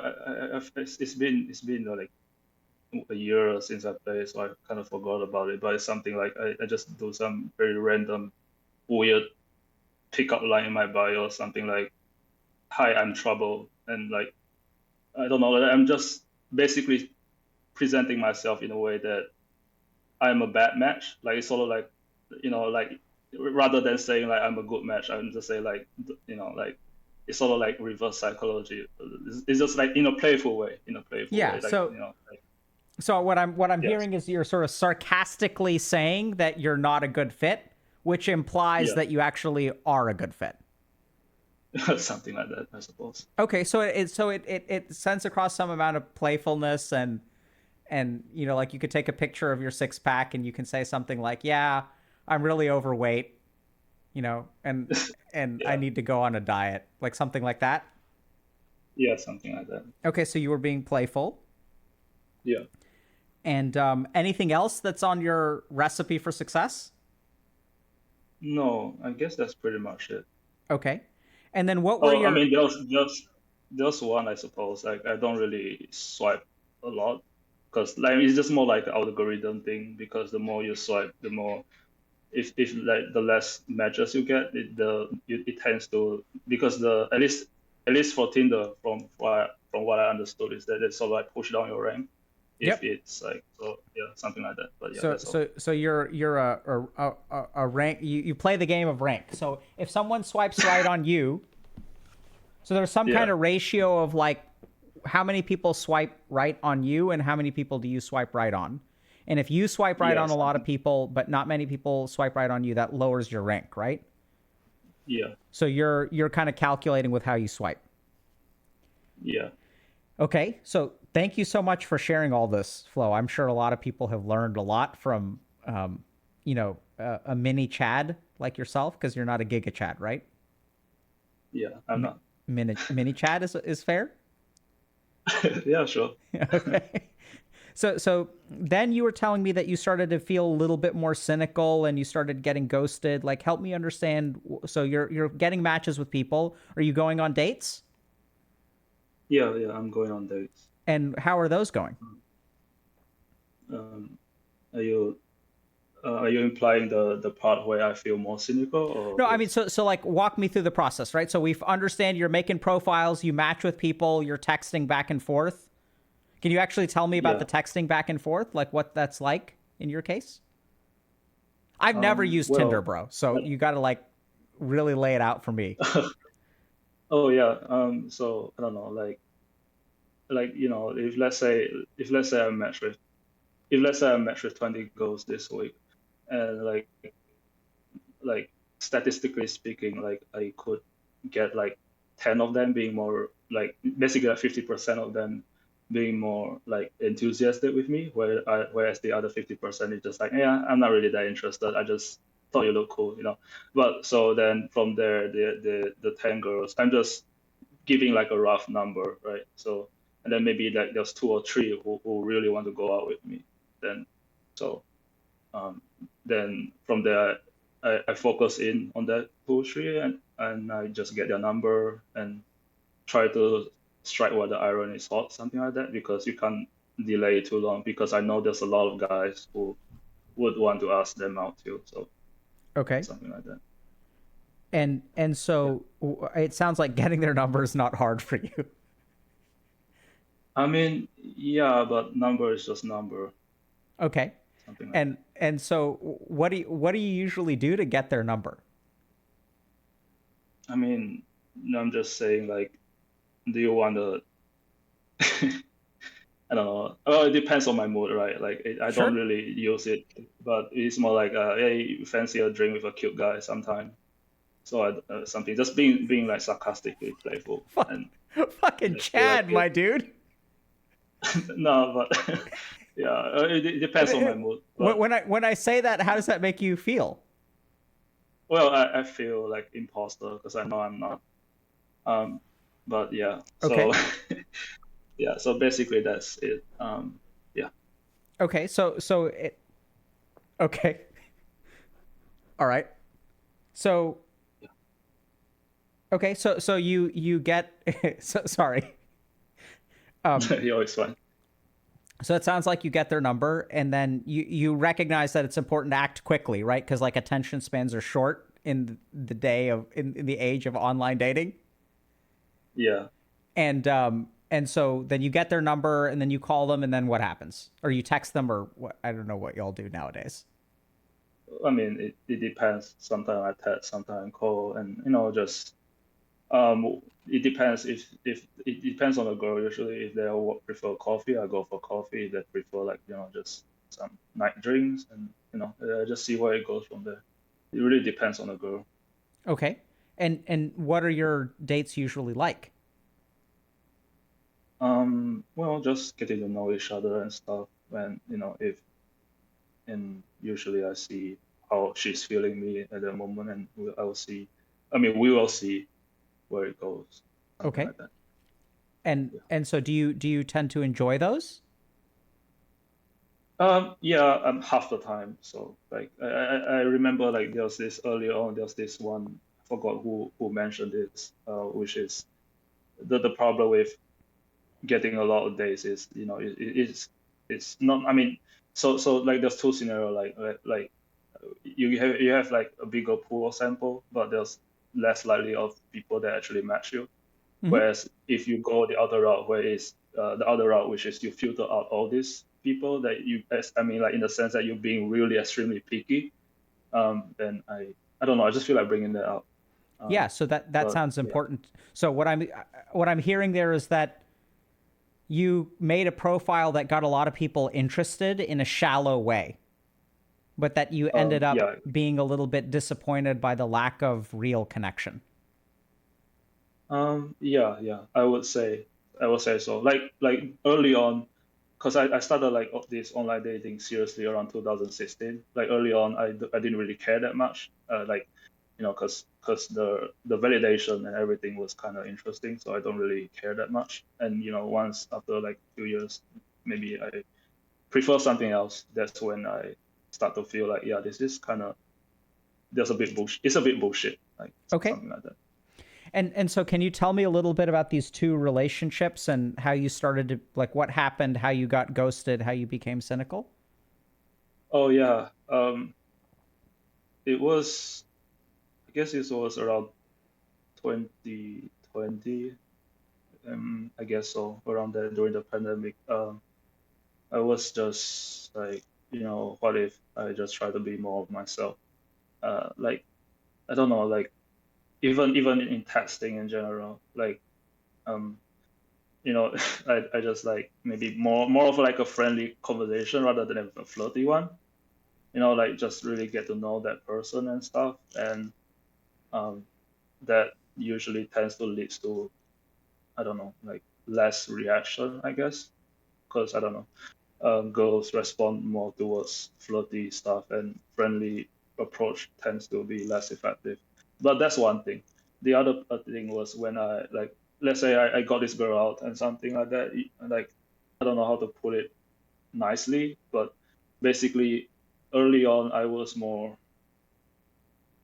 um, I don't know. I wish it's like I was more cold. I was more emotionally guarded. Uh-huh. I don't really let them know what I'm feeling. And later on, which I was more like, if I really like that girl, I'll express it. So And what would you say? um, I don't know. It's a very uncontrolled. I cannot control it. Sometimes it's almost like, I mean, I'm not love bombing.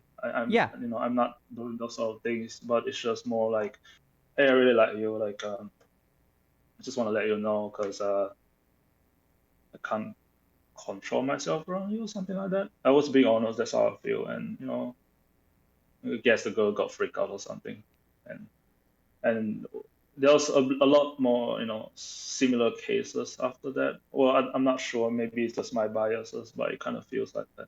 D- eh, Um, Okay. Um, yeah, so Flo, I'm going to ask you a couple of specifics here. Do you sure. you say something like quite literally like I can't control myself around you? Um, I mean, it's so long. I mean, like 2 years ago, so I kind of like Okay. can't really remember the specific, Sure. but it's something like that. Something like Something that. like that. And I'm detecting an accent. Do you speak other languages? I speak Chinese. Okay. So, and when you're talking with these girls, are you speaking in English or Chinese? Usually, mostly English. Okay. Mostly. And so once you say something like that, you're guessing that, and so then they pull away. Is that fair? Mm, yeah, it kind of feels like that. Yeah, it feels like that. It's more like it's not like so it's not like that totally stop replying to my text, but Sure. it's just kind of feel like it becomes harder to get them to talk to me. So I just don't put in the effort after that. You know, if that makes sense.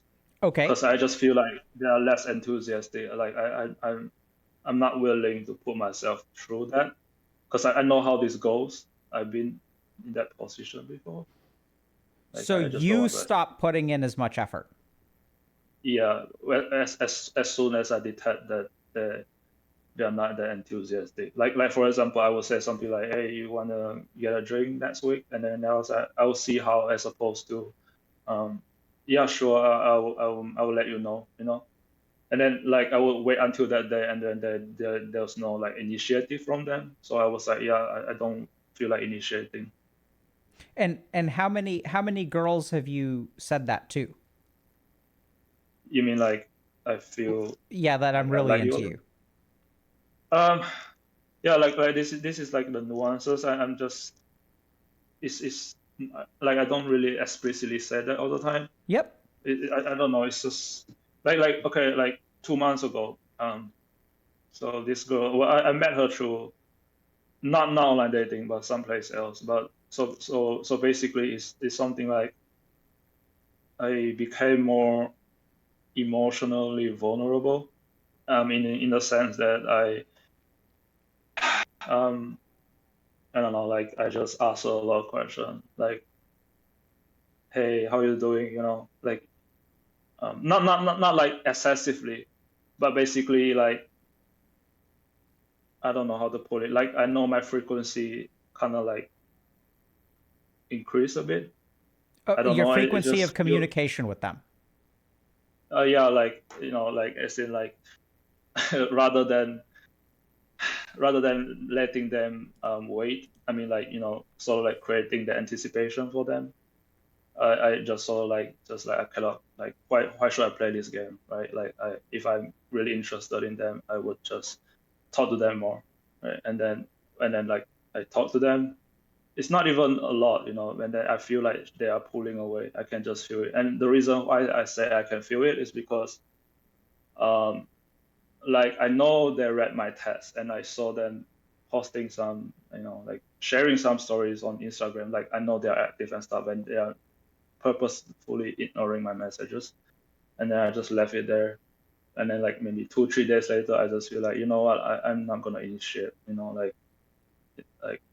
not gonna play that game. So I just block them, something like that. Okay. And Yeah, and so I'm still a little bit. Thank you for illustrating how that plays out.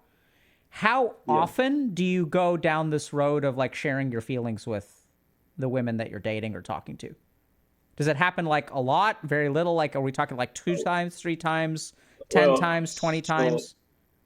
I think it was like 8 times Okay, so that's now. a fair number. Six, yeah, 6 to 8 times. I don't know. And it has never really worked out with you.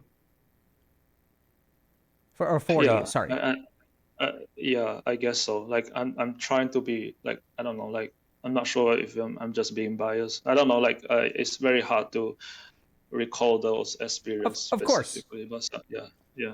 And so, Flo, I'm a little bit curious. Like, I mean, so, Mm. bro, it sounds like you really like care about some of these women, that you're really kind of like into them, that you're really looking for like a real relationship. And how does it Yeah. feel to kind of express some of your more vulnerable emotions and kind of have them pull away like 8 times, dude? How do you Yeah, feel about yourself? yeah, maybe at time was exaggerating, like maybe 6 times, but yeah, um, how do I feel about it? Well, I like, to be honest, I've I don't know if this is the right word to express it. But I almost feel a bit like incel at that moment. Like I feel like there's this part of me that feels like there's this sort of, I just want to like generalized woman, right? Like saying, girls are like that, because I was feeling hurt, so I might, like, a part of me want to, just to rationalize how it is, I don't know. So I was hurt. I was very, very, very, very, yeah, I was so super down 2 months ago. Yeah. And what do you do with those feelings of being hurt or being down? How do you deal with those? Oh yeah. I mean, I feel like this is another topic in itself, but to make it long story short, I I struggle. I have like very bad coping mechanism. So, Sure. oh yeah. But that being said, one of the worst thing, which I thankfully I stopped doing now, was in the past when I feel hurt, I would talk to more women. As Hmm. it's almost like, yeah, who cares about that girl? No, it's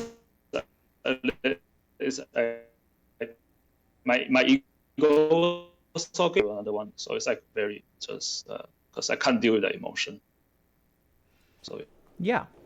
yeah, Okay. yeah, Can I think for a second, Flo? sure.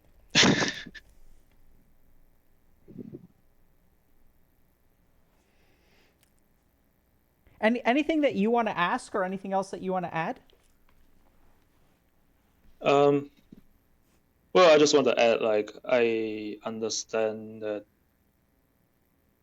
I have like this cynical part of me, like being myself is just never gonna work. I know that's false, but yeah, Okay. that's all. Um, Yeah. would you say that you're good at expressing your emotions?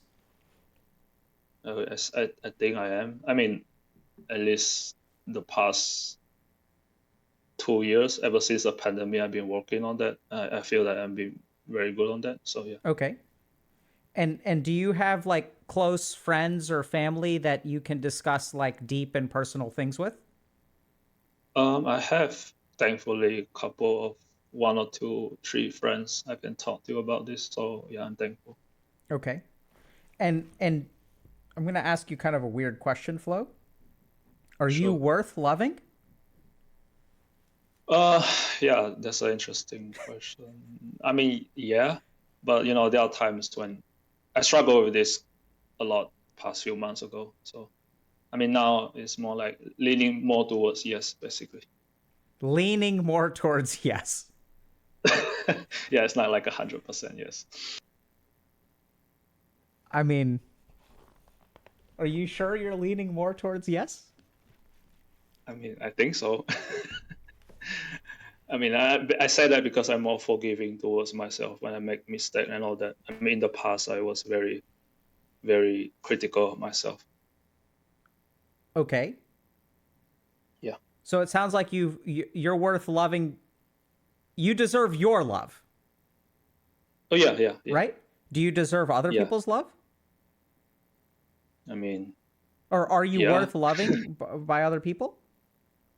I mean, I think so. I mean, yeah. Okay. Okay. Okay. I'm really happy to hear that because here's what I'm hearing, Flo. A couple of interesting Yeah, things. Okay. The first is that so you tossed out the word imposter yeah, earlier. So like it sounds yeah. like you are average looking guy, but it sounds like you get a fair number of matches. It sounds like you get a lot of women who are at least surface interested in you. It also sounds like the way that you play the game is to select for those kinds of women, right? So like Yeah. and you know kind of like how to behave like a Chad, I guess so. right? And so which is cool. Like I wouldn't advise you necessarily to do anything different, right? So I think that being like Yeah. flirtatious, being a little bit, and if you are proud of your physical form and sort of advertising that, I think is like completely reasonable. And then what it sounds like is that you get into these situations where you really start to catch feelings for a girl, and then you sort of like change your tune a little bit. You start to kind of like say, hey, I'm like super into you. And then you notice that they kind of pull away when you do that. And that happens consistently. Yeah. And then now, okay, yeah. No. No, it's just. Well, I mean, I will elaborate after I hear your. No, keep going. Elaborate now, bro. Okay. Well, I feel like this is a bit different topic. Well, early on you mentioned how I talk about I was feeling like an imposter. Like one thing I want to elaborate on that was also because, like something I just realized was, I not oftentimes I think about it is all the girls that I had like gone out and dating from online dating. I always wonder that if I met them in real life, would they be interested in me? And I say this because I never, I don't know, I feel that if I met them in like social circle in real life, they wouldn't bat an eye on me. Like it is just how I feel. Unless you're I know shirtless. it sounds so weird. Well, I don't know, like, and it's not just like quote unquote shirtless or whatever. It's also like something about online dating. I can just show the best side of me, and like I feel that if I were to meet them in social setting or whatever, I'm just like a hopeless. I don't know. That's just how I feel. Yeah. And sorry for making a joke that was making light of your feelings. I think that No. It makes I think it makes a lot of sense because I think that so let me put it back to you this way, okay? So if you're let me think about how to ask this. So if you met them in person, do you think that they would be interested? Like I don't know. The question of the day, I just don't know. Like I feel like it's no. Yeah. The answer is I mean, no. the answer is no. Yeah. Right? That's how I feel. And so when I ask you, like, are you like worthy of love? Like so it sounds like you've worked on yourself a lot and like super proud of you, bro. And also that it sounds like you really like lack a lot of confidence. And what I'm concerned about is that I do think there could be some amount of cognitive bias. Especially because I think the other thing to kind of think about is that I think when you express like authentic feelings with people, it's like a shift, right? And so I think sometimes it takes people like time to process that. Yeah. And I'm kind of curious, like, do you ever tell people in person or it's usually over text? In person. And how do they Mostly. respond? I mean, I wish I have more time to recollect the memory, but is there what determines whether you tell them or not? Like, so like let's say you catch feelings for a girl, what determines like when you say it? What determines when I say it? Yeah. I don't know. I just say at the end of the date, something like that. I know, but why at the end of that date as opposed to like a week later, or 2 weeks later, or 3 weeks later? Oh, I don't know. I just feel like I'm too old to play this shit. I mean, this game. Okay. Like, Yeah. I mean, I'm 28. Sure. Still young, but on the oldest, yeah. Yeah. So almost. I mean, Flo, like, I think there are a couple things here. One is that I wonder if you're writing off women too quickly. So when you say like I'm too old to play this shit, or like I don't have time for these games. Now that I've confessed my feelings, like now I suddenly have no more time for games. But up until you confess your feelings, it's like it's games all day long. Yeah. Right? Yeah. So no, go ahead. Yeah, no, Sorry. go ahead. No, I was just saying like the most recent one, which was, I don't know, like the girl that I said I blocked her because she didn't reply to me. I don't see any reason why I need to initiate the conversation after Wait, so what amount of time between you telling her and how long between confessing your feelings and blocking? I mean, so the most recent girl that quote unquote I blocked her was just because she was feeling sick that day, and I was just asking like, hey, are you feeling better? Like yada yada yada, and like she didn't reply, and then like 2 3 days later she still didn't reply, and then I saw her like being active on Instagram, like posting story and that stuff, and I was like, yeah, I don't want to play this game, and then I just blocked her. So we're talking about 72 hours between confessing feelings and blocking. Yeah, I wouldn't say. Yeah, it's not really like confessing, right? It's more like I was explicitly showing more. Sure. Sure. Like feeling. But for context wise, this particular like very quickly, she was the one who kept flirting with me. Like she like so like and she knows that I like her. So okay. Yeah, okay. like that. Yeah, but Flo. So here. Okay. So like. Yeah. All right. So I'm gonna start off by saying like I could be wrong about this. Okay. Definitely. I don't know nothing about online dating. So, but here's I want you to try to put yourself in her shoes for a second. Mm-hmm. So here she is. You're flirting with her. She's flirting with you. It's all fun and games. Yeah. Right? And so then like imagine that you like escalate some, right? So you're like, "Hey, like I'm actually like really into you." Now, how would it feel if she just went back to just the general flirting? If she like gave you a wink, wink, a nudge, nudge, an eggplant emoji, and a thumbs up. Yeah. I don't know. I take that as a positive sign rather than rather than not replying. Okay. So I think I'm learning a lot here. Okay. So my point is that so like let's say like me and you are playing a game of I don't even know what.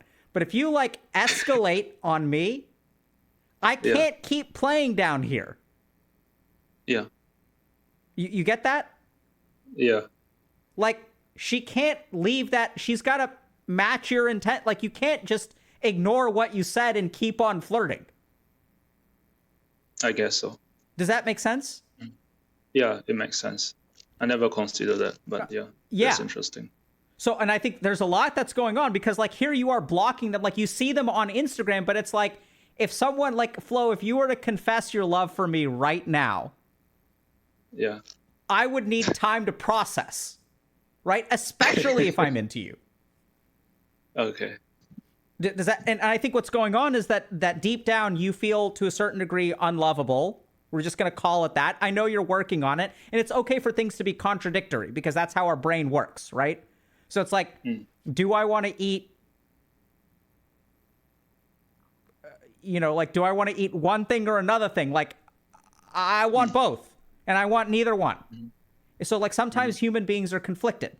And I think what I'm hearing, honestly, is that it sounds like you're very, very sensitive to rejection if you have, like, made yourself vulnerable.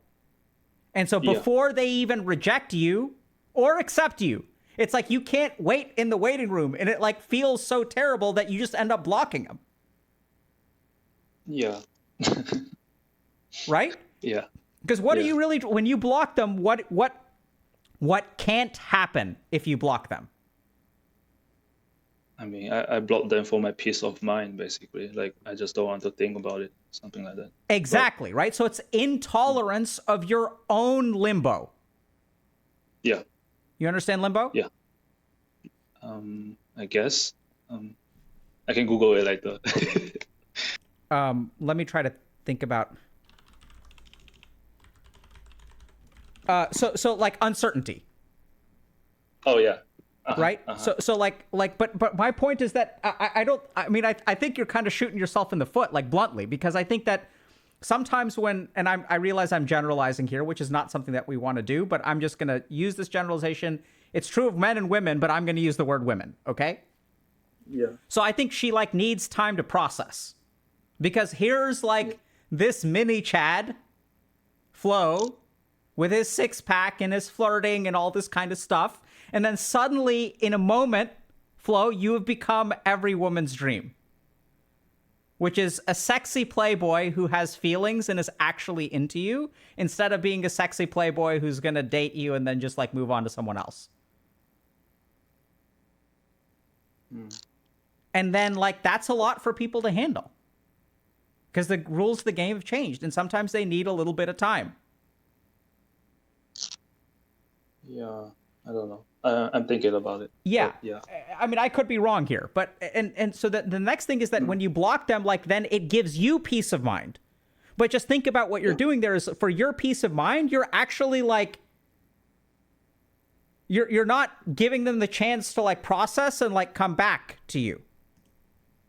Mm-hmm. Does that make sense? Yeah, I can think of one or two scenarios that fall into that category, but yeah. Right. And okay, so fair, right? So then we also have to acknowledge that maybe like 4 out of the 6 weren't looking for a serious emotional commitment. And when you signal that, they get less interested. Yeah. I think definitely that's a factor too. Yeah, absolutely. Right. So I'm not saying this is always the case, but I think this is where there's like some amount of like, you got to really think a little bit about. So if like a girl like confessed her love for you, how would you respond? I mean, if I'm interested in her, then, why do I need to wait, I guess? Okay. So how long does it take you to figure out if you're interested in her? I don't know. 24 hours? Okay. So I could be wrong. I could be wrong because I was never in that sort of situation before. So right. So I think it may take you a little bit more than 24 hours. Yeah, I guess. Right. And even if it doesn't, like, so there's, I don't even know how true this is, but it's something that I remember hearing. It's not like scientifically valid, or maybe it is. I have no idea. But that men fall in and out of love quicker. But like women take longer to fall in love, but stay in love longer. Uh-huh. So I think something that you just got to acknowledge is that sometimes like people need time to process, and I certainly would not block them just because you're feeling uncertain. Do you see that? Yeah. Like you're using blocking them as an antidote to your own emotional discomfort. Yeah.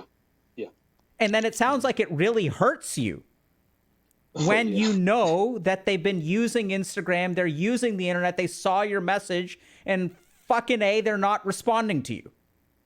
And how does that feel? Oh, damn.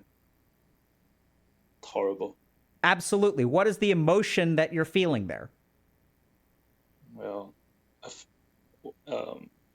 in that instance, unlovable, basically. In that instance. And what?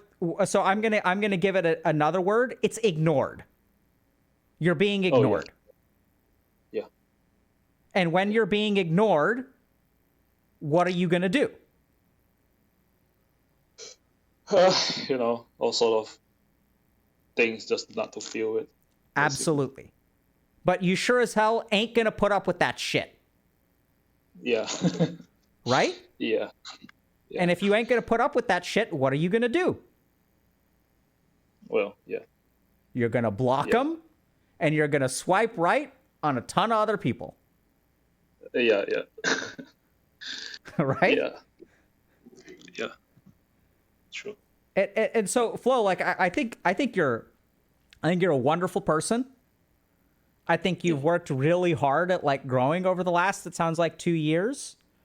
I think you're more lovable than you give yourself credit for, which I think you do sometimes give yourself the appropriate amount of credit.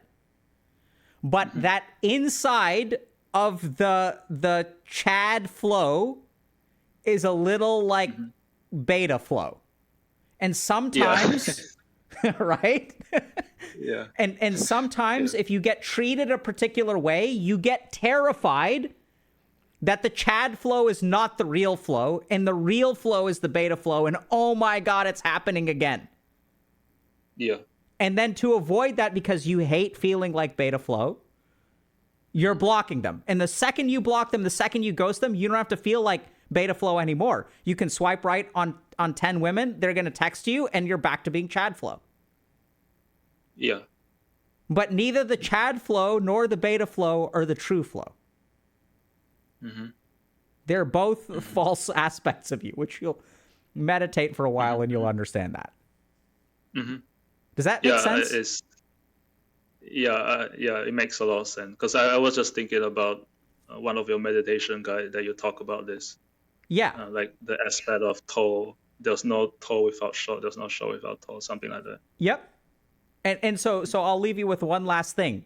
The true Chad does not fear being the beta. Yeah. So it's like, okay, give people a little bit of time, more practically, like give women some time, or whoever you're dating, give them some time to process if you change the rules of the game. Yeah.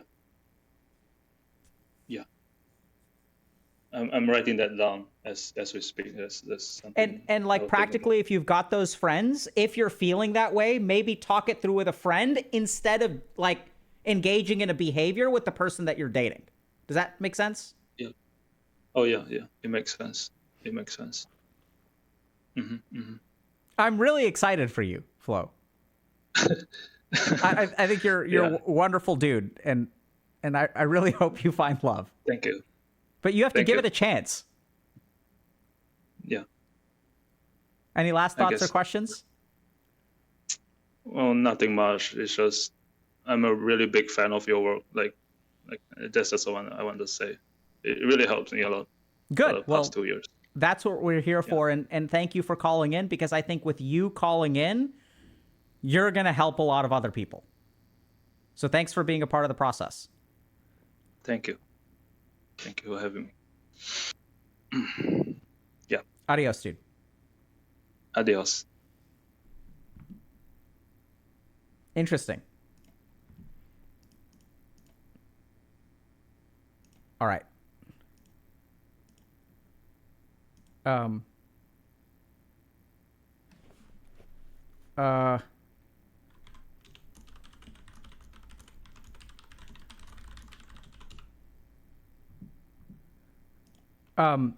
Okay.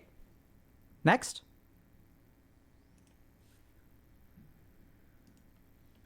Hello?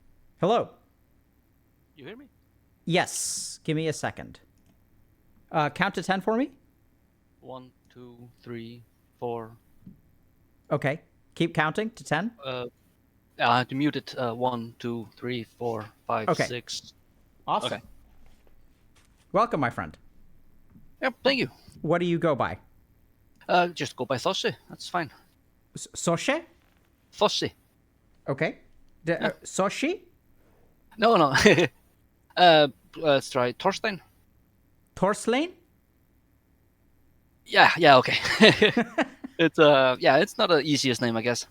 I mean, no, I'm sure it's easy if you speak the language. Yeah. I mean for non-speakers. Sure. Okay, so Torslane? What are your online dating experiences? Tell us about your experience with online dating. They've been limited, and I've just started a couple of months ago. Okay. Yeah, they've mostly just been not so great. Got a couple of matches, but they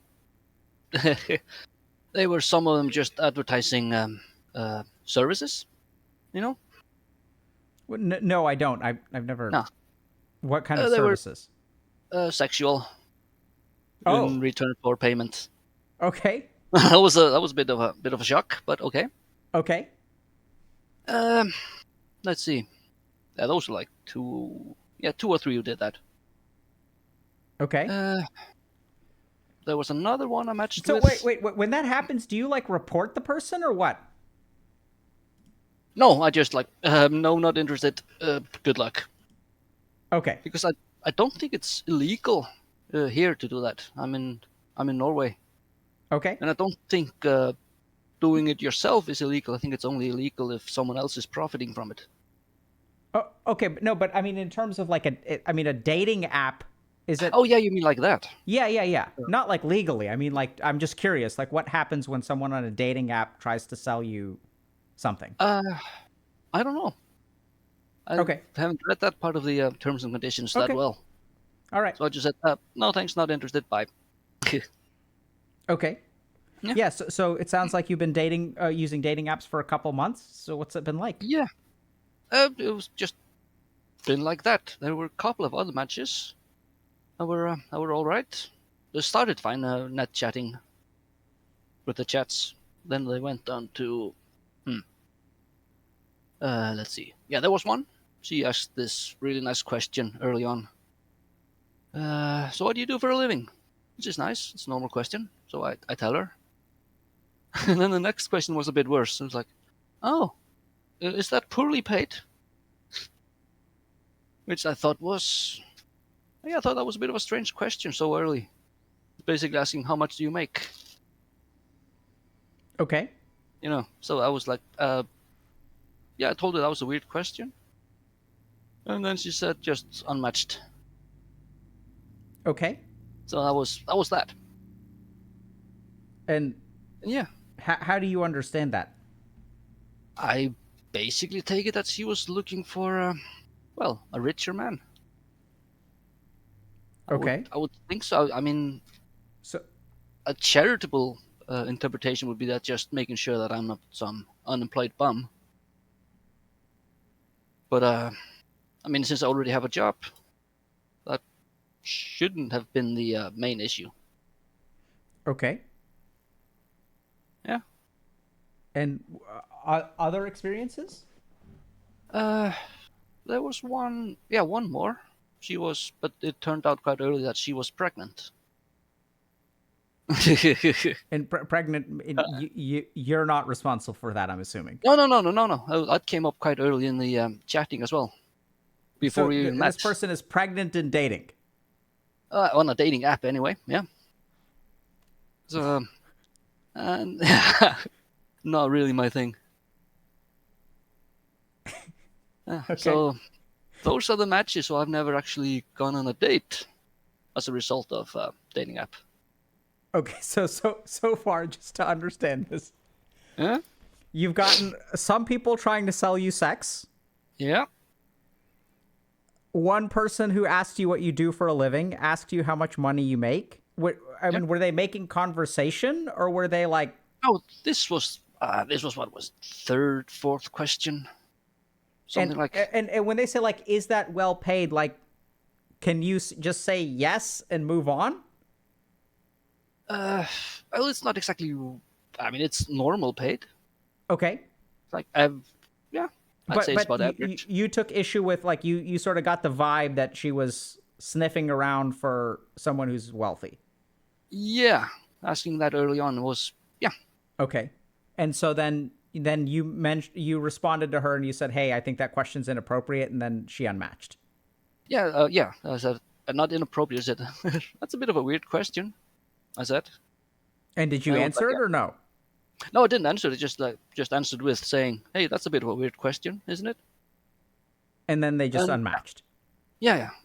And then the third person is looking to date and is pregnant. Yeah. And so that's not your thing, you said. That's no, not really. That's definitely gonna come with complications. Yeah. And so did you just tell her, yeah, I'm not interested, or what? Yeah, that's just what I said. That's not something I want to get into. Sorry, but best of luck. Sounds like it was nice that she told you she was pregnant. Yeah.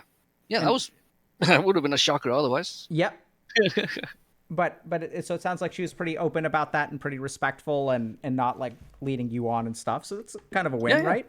Yeah, absolutely. But it's still like yeah. it's a win in that sense. But yeah, Yeah. So if these have been your experiences with online dating, what are you thinking going forward? Like, is this you? But you said you've only been doing this a couple months, right? yeah. I Okay. mean, I've been single now for 10 years, Okay. and then yeah, after that breakup, well, I did go on a couple of dates, but then yeah, I've been just staying away from the whole thing for a while. For a few years, Okay. I've just not been doing anything romantic, And and now I figure, yeah, it's time to get back into it. okay. Well, I'm sorry you've had such a rough, reintroduction. Yeah, that's. I mean, I wasn't going into the apps with biggest of hopes. And which apps are you using? Uh, well, there's this one called Happen, which well, it just sort of lets you know when other people who are using it are in your vicinity. Okay. You know, if you walk past them on the street or whatever, Okay. and then you can see how often you've crossed paths with them in the last week or whatever. Okay. So that's yeah, That's the app you're using? yeah. Is that And is that like a common one in Norway? uh, I think so.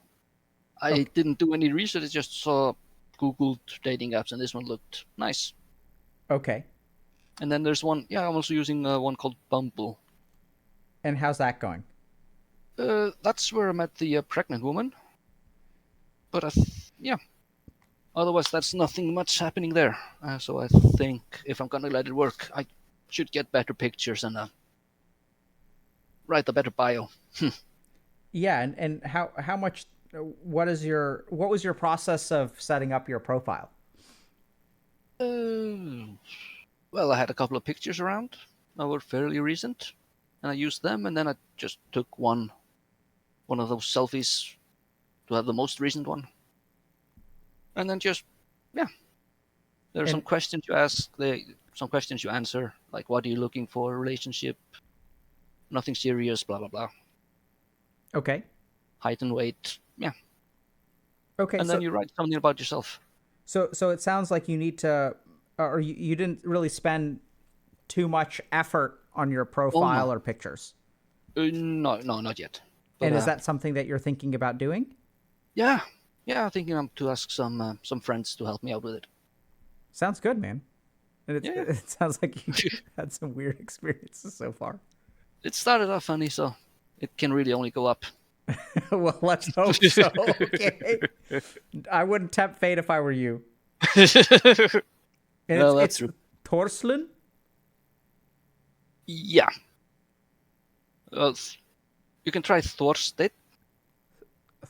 Thorstedt. Yeah, Thorstedt. yeah. That's Okay. yeah. Cool. And, I mean, I don't know what else to say because I think usually people have had a little, have been on dating apps for a little while longer. I really appreciated your stories, yeah. but I'm happy to hear more about it if you want to share. But it sounds like you've only been on the apps for a couple months. Have only had a couple of experiences. Yeah. And this is pretty much it. Cool.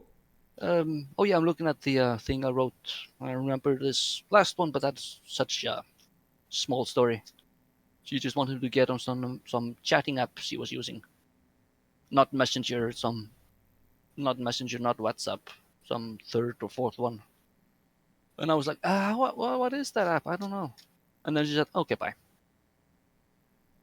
So yeah, Why do they ask you to move to a different app to chat? I didn't know. I asked like why, and she was like, she deleted the contact afterwards, so I can't look over it. Exactly what she said. But it all looked sort of weird. So it sounds like people unmatch pretty easily. Sounds like. Well, I mean, yeah.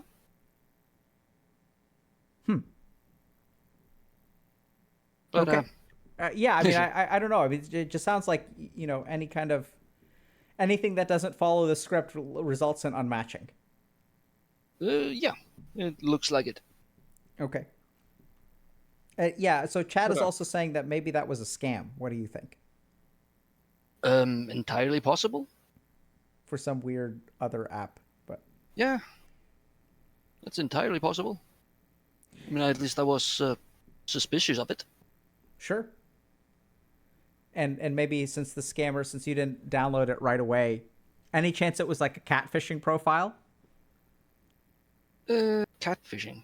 Yeah, like was it like a Oh yeah, fake profile or was it did it look more real? it could have been real. Okay. The pictures all look like normal pictures and not. I mean, you see some of those, yeah, where you have obviously just some taken off a model page, and it's like, yeah, those are all professional pictures. No, that's not real. But this Cool. one, yeah, this one looked normal. I think. Yeah. Anything else you want to share? Any questions that you've got? Because I just don't have much to ask, given what your initial experience has been pretty limited. So, Well, no, not really. well, I'd Sort love of have. to, if you could keep us updated, either if we do this again or posting on Reddit or whatever. Like, I'd love to hear what your experiences are like a few months out, a few Yeah, more yeah, months yeah. in. Are you like optimistic, or how are you kind of feeling about it? I'm somewhat optimistic, but I'm not overly invested. I mean, I also just meet people out in the world. Okay. So I mean, there's a bunch of things that can happen. Cool. So it sounds like you're But just on the early stages and kind of exploring and not overly investing, but also it's just sort of like seeing what's going to happen. yeah. Yeah, and I'd love to, if there's some way that you can let us know if we do this again, like just, maybe give us an update a few months from now. I'll see if I'll remember it a few months from now. Sure. All right, man. Yeah. Take But care. yeah, you too. Cheers. Bye. Bye.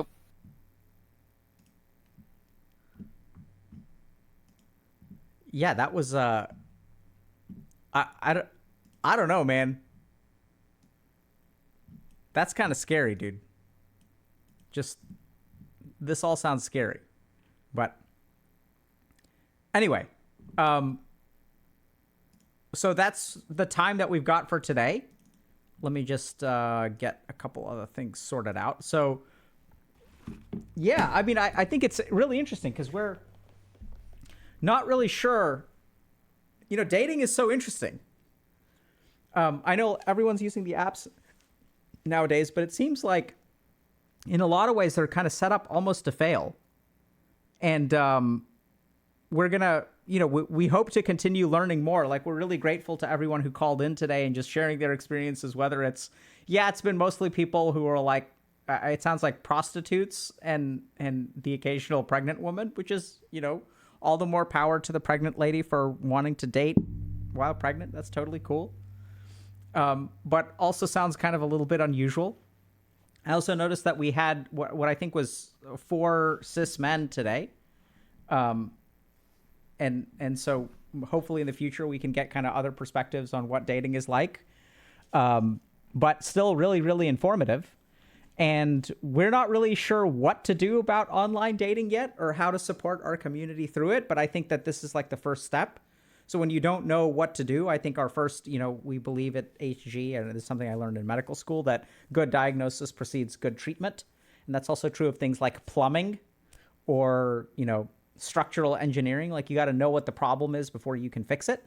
So we're really grateful to everyone who kind of called in today and shared some stuff about what their online dating experiences are like. I think we got a variety of perspectives, which is really cool. And hopefully we'll continue to learn more. And then hopefully once we learn enough about online dating, we'll kind of figure out, how we can help y'all. I think there were a lot of good takeaways even from today. One is, I think our first caller had mentioned a couple things about, kind of taking it slow and really like helping us understand what it means to be ready for a relationship. Because a lot of times we'll feel really lonely, but we won't necessarily be ready for a relationship. And then next things are, hold on a second.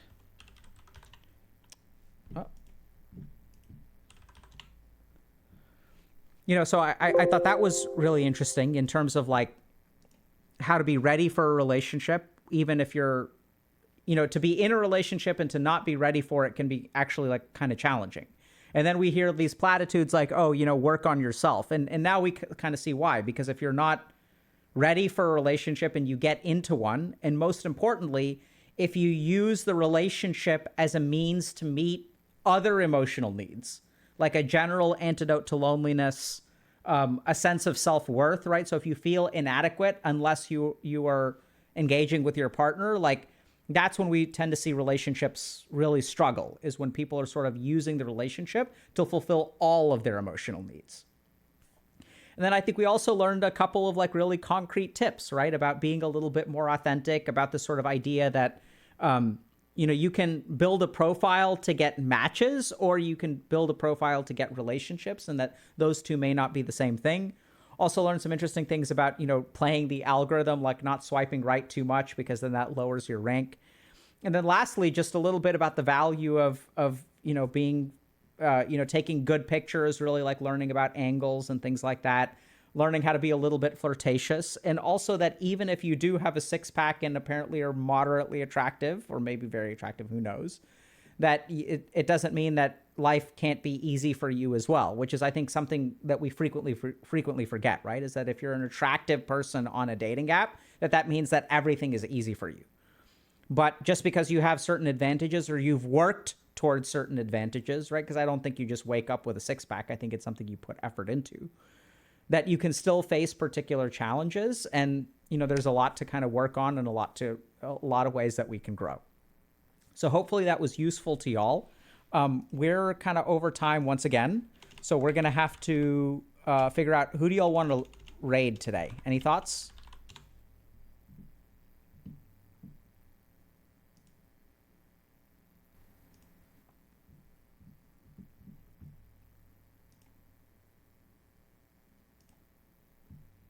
Anyone who does like dating related content on Twitch?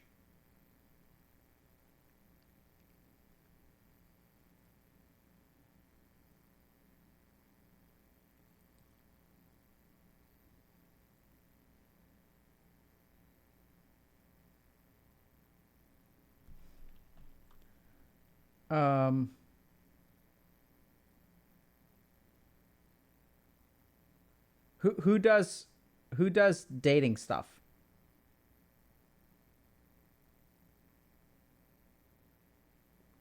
I can't tell if people are. Hassan does dating stuff? All right.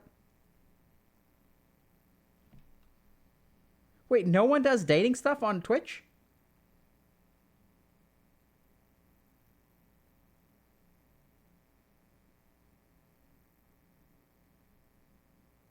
Faith?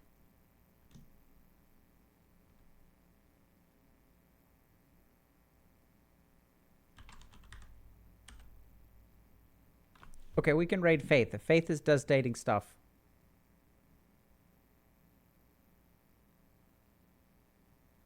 Okay. Well, so maybe we need to teach Twitch how to date, but we'll go ahead and raid Faith. If Faith does dating stuff. Let's do that. And we'll see you all on Wednesday. I think we're doing an interview, maybe lectures. We're not quite sure. So, all right. Well, let's raid Faith, and then hopefully we can continue with the dating stuff. Take care, everybody.